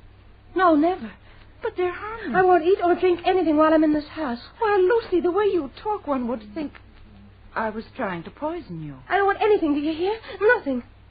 Just as you say. That coffee you gave me before. Coffee? I drank it all. What was in it, Aunt Emmy? What did you put in it? Nothing, Lucy, nothing at all. How do I know? You know because I'm telling you. And I always tell the truth. Oh, yes. Yes, of course you do. I'm sorry, Aunt Emmy. I apologize. That's quite all right. I apologize for everything I've said tonight. Don't pay any attention to it, please. I've been overworked and nervous. Please forgive me. Of course, I understand, my dear. Aunt Emmy. Yes? Why is it so warm in here? I told you before we keep the furnace hot. But it's so warm, it's uncomfortable. It's getting almost hard to breathe. Oh, that's just your imagination. Let me go down to the cellar and have a look. Stay where you are, Lucy. Why? Is there something you don't want me to see? Whatever do you mean? I mean inside that furnace. There's nothing inside there but embers. I don't believe you. Lucy. You're burning something down there. That's why you raked those clothes yourself. You're burning something. Lucy, be quiet.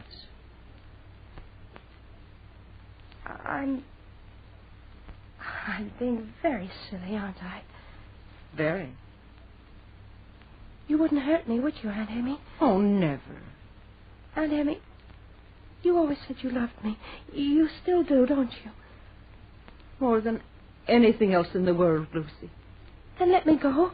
Let me leave here, please. In the storm. I don't care about the storm. I'm getting out. Lucy. Let me go. Let me go. Be quiet. Be quiet, you hear? Oh, all right, Aunt Emmy. I'll be quiet. But please let me go. Sit down where you were, Lucy. And relax. All right. You'll get sleepy soon. Then you can go to bed. No, I want to stay up all night. I don't want to sleep, Aunt Emmy. You don't have to, providing you're quiet.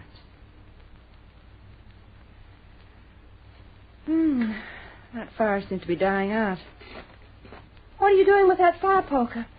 Tending the fire. Why don't you put it back in the rack? No, I'll keep it here with me. Aunt Emmy! Yes?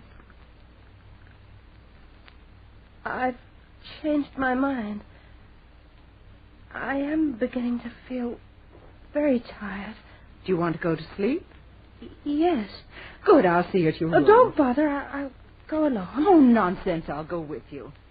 And I'll tuck you in. There, you'll be comfortable in here. It's still so warm. I'm going to open those shutters. Why won't they open? They're locked from the outside, Lucy. Why? Because of the storm. That isn't the reason. If you open those shutters, Lucy, the snow will come in. And I don't want you to catch pneumonia. Aunt Emmy, I demand that you open those shutters. No, Lucy. You'll sleep with them closed tonight. Good night, my dear. Good night. Pleasant dreams.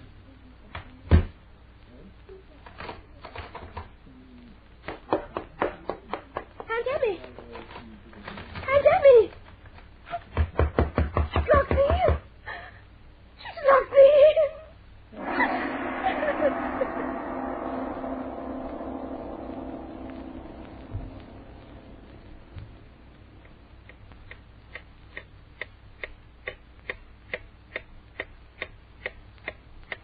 Time moves on. I wonder what the clock holds for Lucy.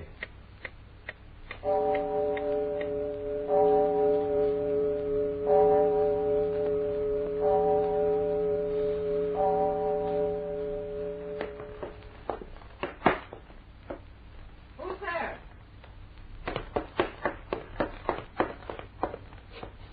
Is that you, Lucy?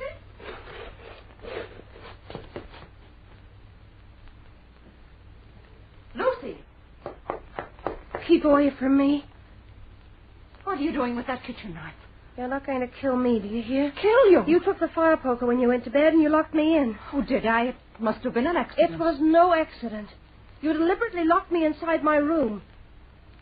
What did you plan to do, Aunt Emmy? Strangle me in my sleep? Lucy, how But I got could out. you? Yes, I got out.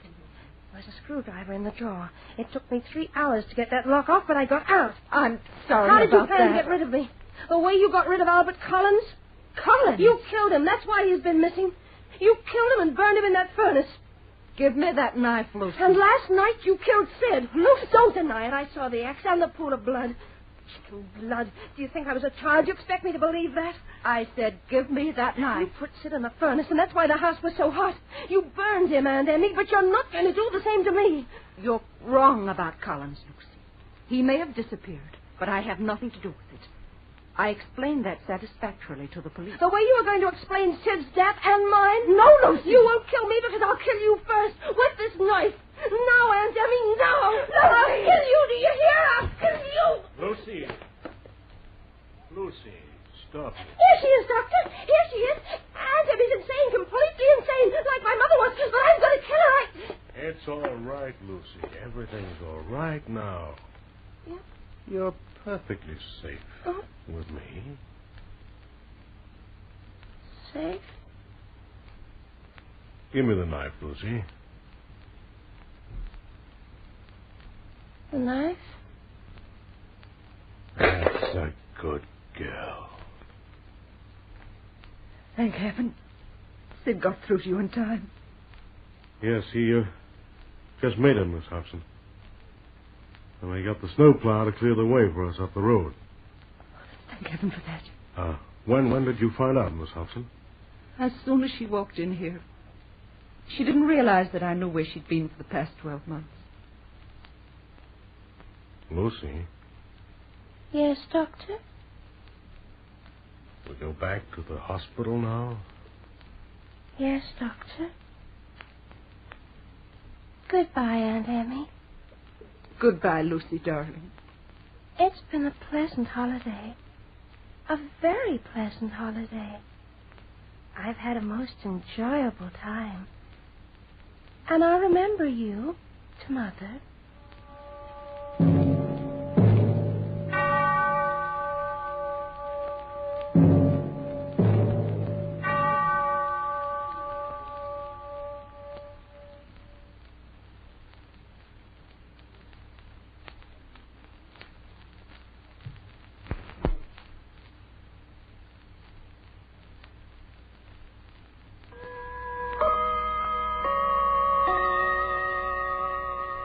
And that was the story of Lucy as recorded by the clock. What was I saying about the country before? The quiet, the peace. Apparently the city is much less wearing on the nerves, but be that as it may, I'm still a rural booster deep inside. I love the rolling hills and valleys, but most of all I like the people. They treat me well. They make the most of me. From sunrise when the chores begin to sunset when the fire is lighted on the hearth and the family settle down for a well-earned rest.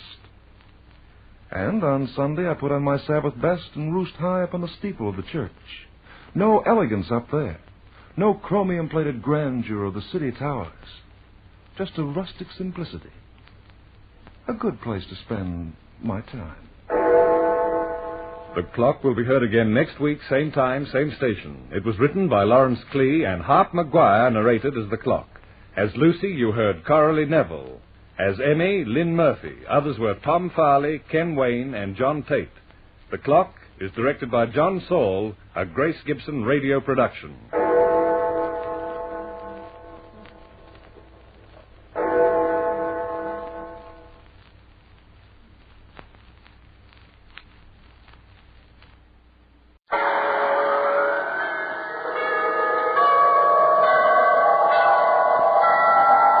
Sunrise and sunset, promise and fulfillment, birth and death. The whole drama of life is written in the sands of time. We present a new series of radio programs, The Clock.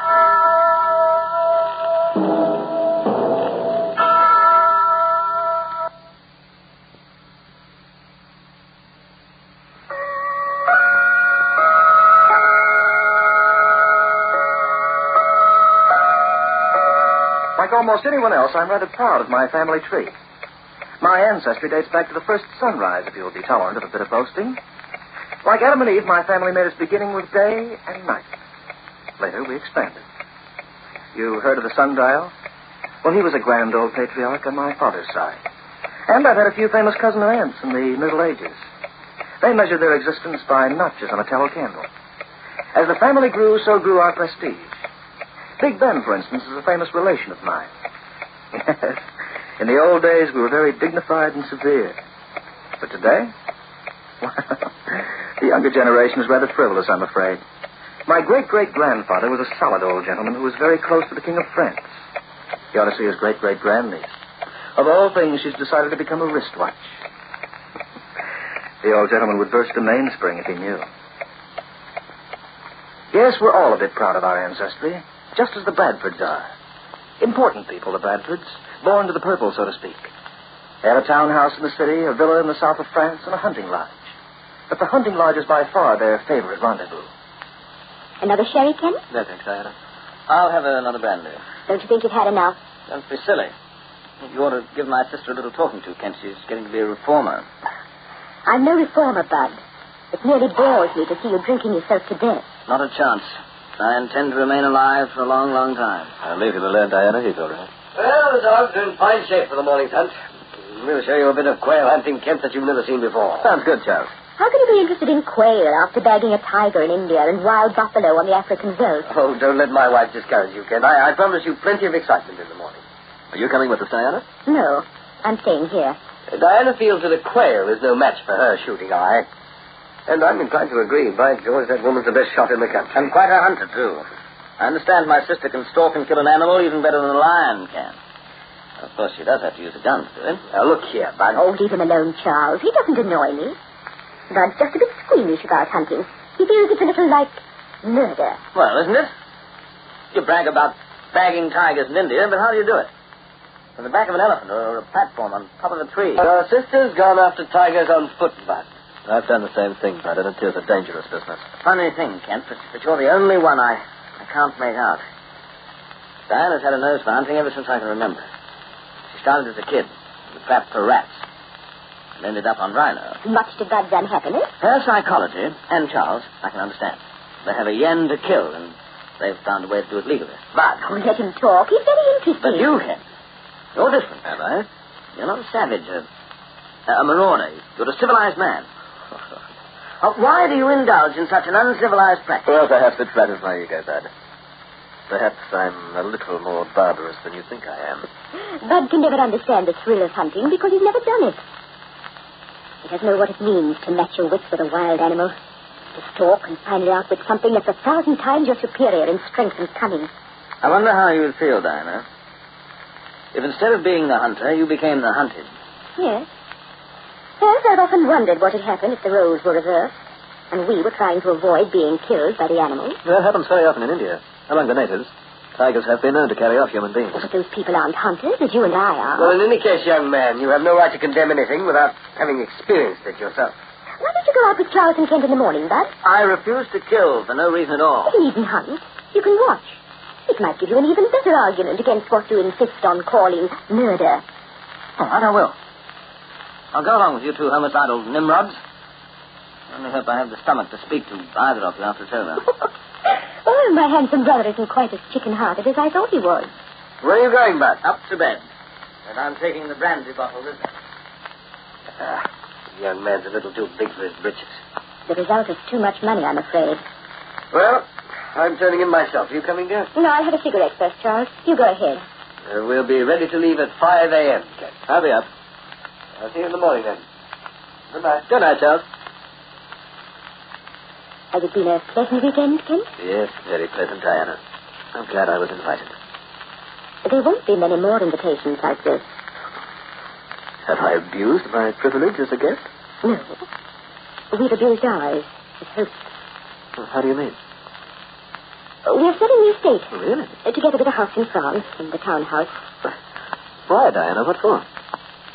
My husband is going into bankruptcy. No. Well, don't look so shocked. He isn't the first. But I just don't understand. I thought Charles was a very wealthy man. He was, yes. But money has a habit of disappearing when you spend it like water. And you're never around to manage your business affairs. I see. And what about your brother, Bud?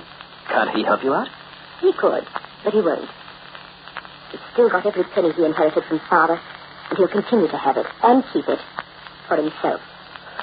Oh, it doesn't matter, really.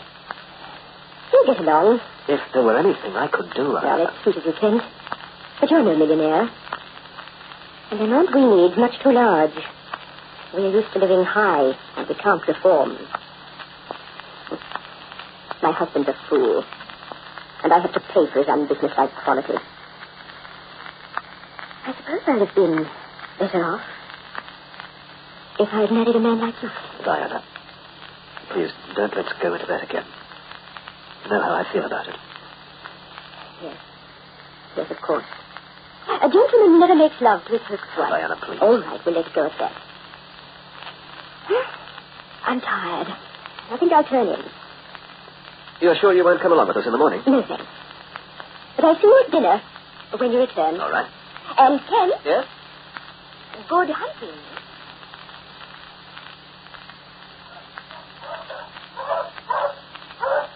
Why, good morning, Kent? Wonderful, Charles. A perfect morning for killing. Now, look here, Bud. If you're coming along with us, let's have another bet. Bud, try to be tolerant until the hunt is over. I'll do my best. Oh, but two very excellent point of view have there, Charles. King over here is the better one. No? The prince is just a bit over-anxious at times. He's inclined to false point, I guess. I think Queenie's caught a ground tent. What happens when those dogs locate the unlucky creatures, do? We butcher them in their nests? We flush them before we shoot, Bud. We don't fire unless they're on the wing. That's very decent of you. The dogs are entering the woods. Perhaps they're after something a little bigger than quail. No, I doubt it. Let's follow them in.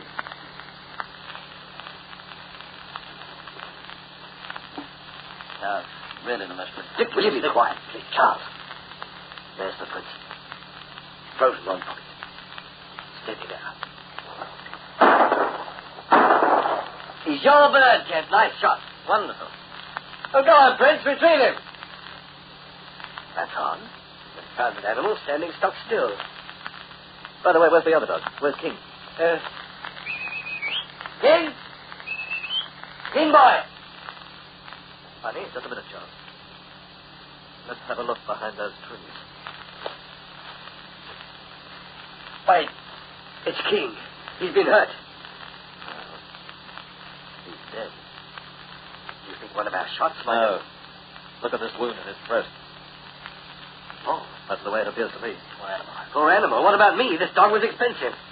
Took me years to train. I feel sorry for you too, Charles. What could have killed this dog? I can't make it out. I didn't hear any sound, did you, Bud? I didn't barking. But yet, look at that throat.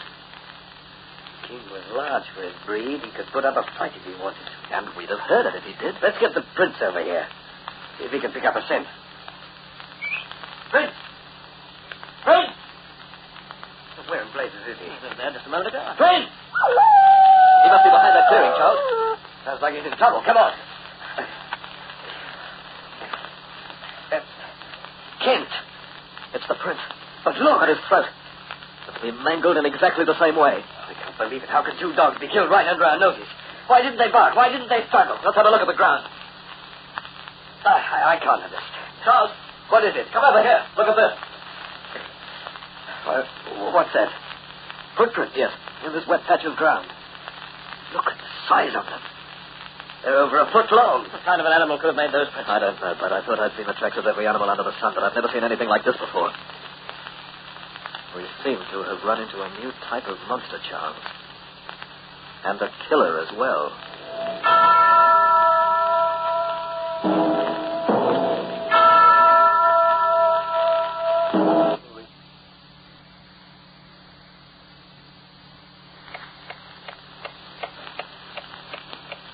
Since the beginning of time, knowledge has been man's best reassurance against fear. It has always been the unknown, the incomprehensible, that he has been afraid of. The first mammoth tracks for the prehistoric man, the first gorilla prints for the African savage, and now for 3 lone hunters, these mysterious and fearsome impressions in the mud. Have you found any more prints, Kent? No. Just these 3. 3? Yes, like a triangle. So you think this creature may be 3-legged? I don't know. Well, what will we do? I haven't decided yet. We'll only carry small-bore guns. If this monster's as big as you think it is, Well, the hunter seems to be a little worried. His gun isn't big enough. He needs nothing less than an armored tank to bag a rabbit. One more crack out of you, Bud. Brother-in-law or no brother-in-law? Charles, take it easy. My 2 best dogs. Massacred like chickens. If I could get a bead on whatever did the job, You want to try? hard game if you are. I once saw a man bring down a lion with a light Springfield rifle. It was a lucky shot and it took nerve, but he did it. Between the 2 of us... The 2 of us is right. We won't get any help from this fool over here. Well, I'll tell you what I'll do, Charles. I'll take the place of your dogs. What? I'll scout for you. I'm good at that sort of thing. You just watch the old bloodhound hit the trail. I'll yell if I see anything suspicious. Bud! Come on, let's follow him. Those footprints baffle me completely. Why only 3? And the web marks, I can't make those out either. They look something like a duck print. A duck? Providing you could find a duck that was 9 feet high. Is that how big you think the animal is? At least. I wonder. You wonder what, Charles? Why, I've heard stories. Wait a minute. Bud! Yes? You all right? The old bloodhound is still on the trail. What were you saying about stories, Charles? Well, they had to do with prehistoric monsters, swamp creatures from out of the past. Well, whatever it is, we'll catch up with it soon enough. Charles, wait. What's the matter? I want to examine this tree. You find anything unusual? Look at these holes. What are they? I'm not sure, but they could have been caused by heavy claws. Nothing in the branches up there. Yet something must have scraped and climbed part of the way up this trunk very recently. I'll quarry, Charles. May have wanted to keep an eye out. For us. I don't like this, Kate. Neither do I. I think we ought to go back for more help. We could round up a party of 20 or so and beat the woods in a circle. Then, with bigger guns, we'd be in a better position. Yes, that's not a bad idea. Well, let's get started. Wait a minute. We've got to get Bud back here. Bud! Bud! He must have got too far ahead of us to hear. We'd better catch up with him, Charles. It would serve the idiot right if he got lost. He can't be too far away. We're only separated by a couple of 100 yards. Bud! Where are you, Bud? He tried to trick us. I don't think so. You don't know this brother-in-law of Charles. What? Don't move. What do you see? There's something in that underbrush. Oh, blast its head off. Don't fire. Wait until it moves. I don't see anything. Come a little closer. Quiet. Kid, look. It's Bud. His throat. He's dead.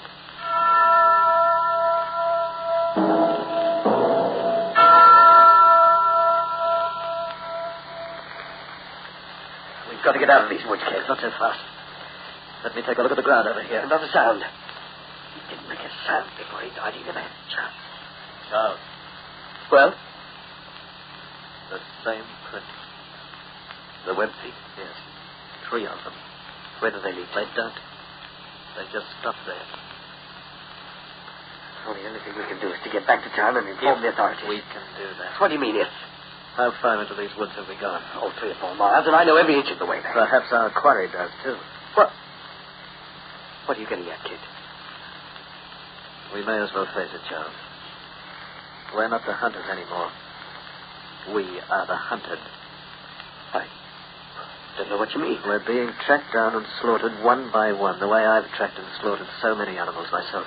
Oh, are you going crazy, kid? No, I'm not going crazy. I'm just being honest and logical. Do you remember what Bud said to us last night? How would we feel if the roles were reversed? If the animals hunted us? Yes. Now I know what he meant. That's exactly why I want to get back to town. We can't run away from it. If we get panicky, we haven't got a chance. Then what can we do? Face it, Charles, and use the strongest weapon we still have. Our brains. What do you mean? We've got to outwit this horror? Yes. And we can do it, too, if we keep our heads.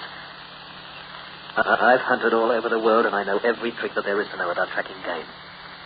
Surprise is the hunted animal's biggest asset, and we'll use it. All right. We are no longer the hunters, Charles. Remember that. We're the quarry now.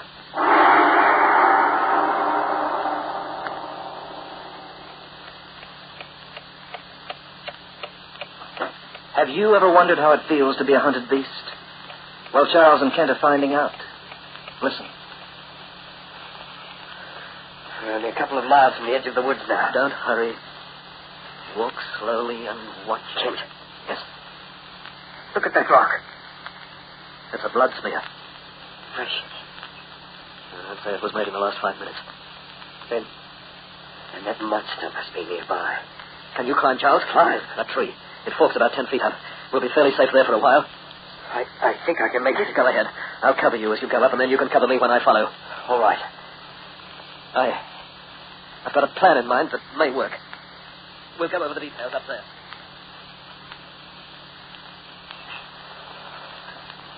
Oh, how much longer must we roost up here in this tree, Kent? Be patient. Your life is worth a little discomfort, isn't it? We've been here for hours. We haven't seen a thing. But we're still alive. Well, what about that plan you talked about before? Yes, I think it might. Shouldn't we get on with it? It's getting dark. That's exactly what I'm waiting for. The doctor? Yes. We'll be at a disadvantage. Oh, no, we won't. The hunted are most dangerous in the dark, and we are the hunted. Charles. Well? There's something I want to tell you about. What is it? It's about Diana and me. Diana and you? You're a good friend of mine, Charles. I've just got to be honest with you. Thing's been on my mind for so long. What is it? She's in love with me, Charles. I don't know how I feel about her, but I'm not going to wait around long enough to find out. I'm leaving the country. If we ever get out of here alive, and I'm leaving for good. Well? You needn't make any excuses. I don't care any more about Diana than she does about me. And you weren't the first man she's gone for since we were married. What? Well, she thinks she's been very clever about it, but she doesn't fool me. Certainly surprised to see you taking it that way. Stop being surprised and get us out of here. That's the only thing that interests me now. It'll be dark in a few more minutes, and then we can go to work. We'll place the trap right below this tree. You're setting a trap? Yes. Something that I learned in South America. I hope it works. And if it doesn't? Then it won't make any difference to either of us. About Diana.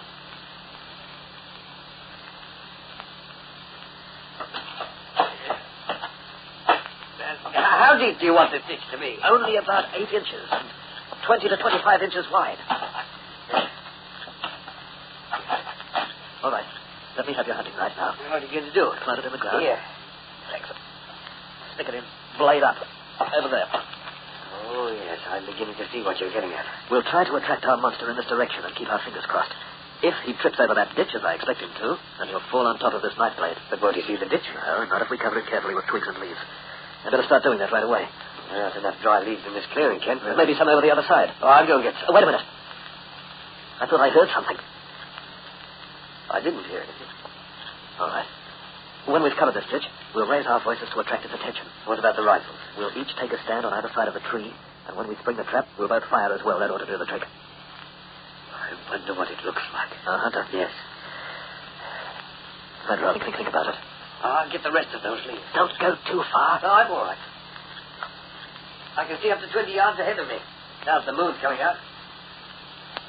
Find some, Charles? Yes. Over here. All right, come back. No, wait a minute. There's something...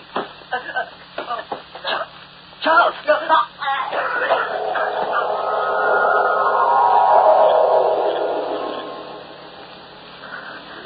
Charles. All right. All right, whoever you are, you've sunk your claws into him, but you've one more to go, my invisible friend. And in order to get me, you'll have to come after me. I'm over here. This way. You can't miss me. Over this way. I trapped you. Kate! Diana! Diana!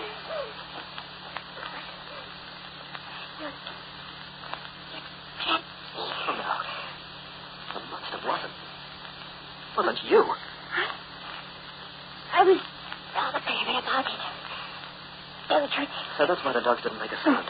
They recognized you. I didn't want to kill you, Ken. Just the others.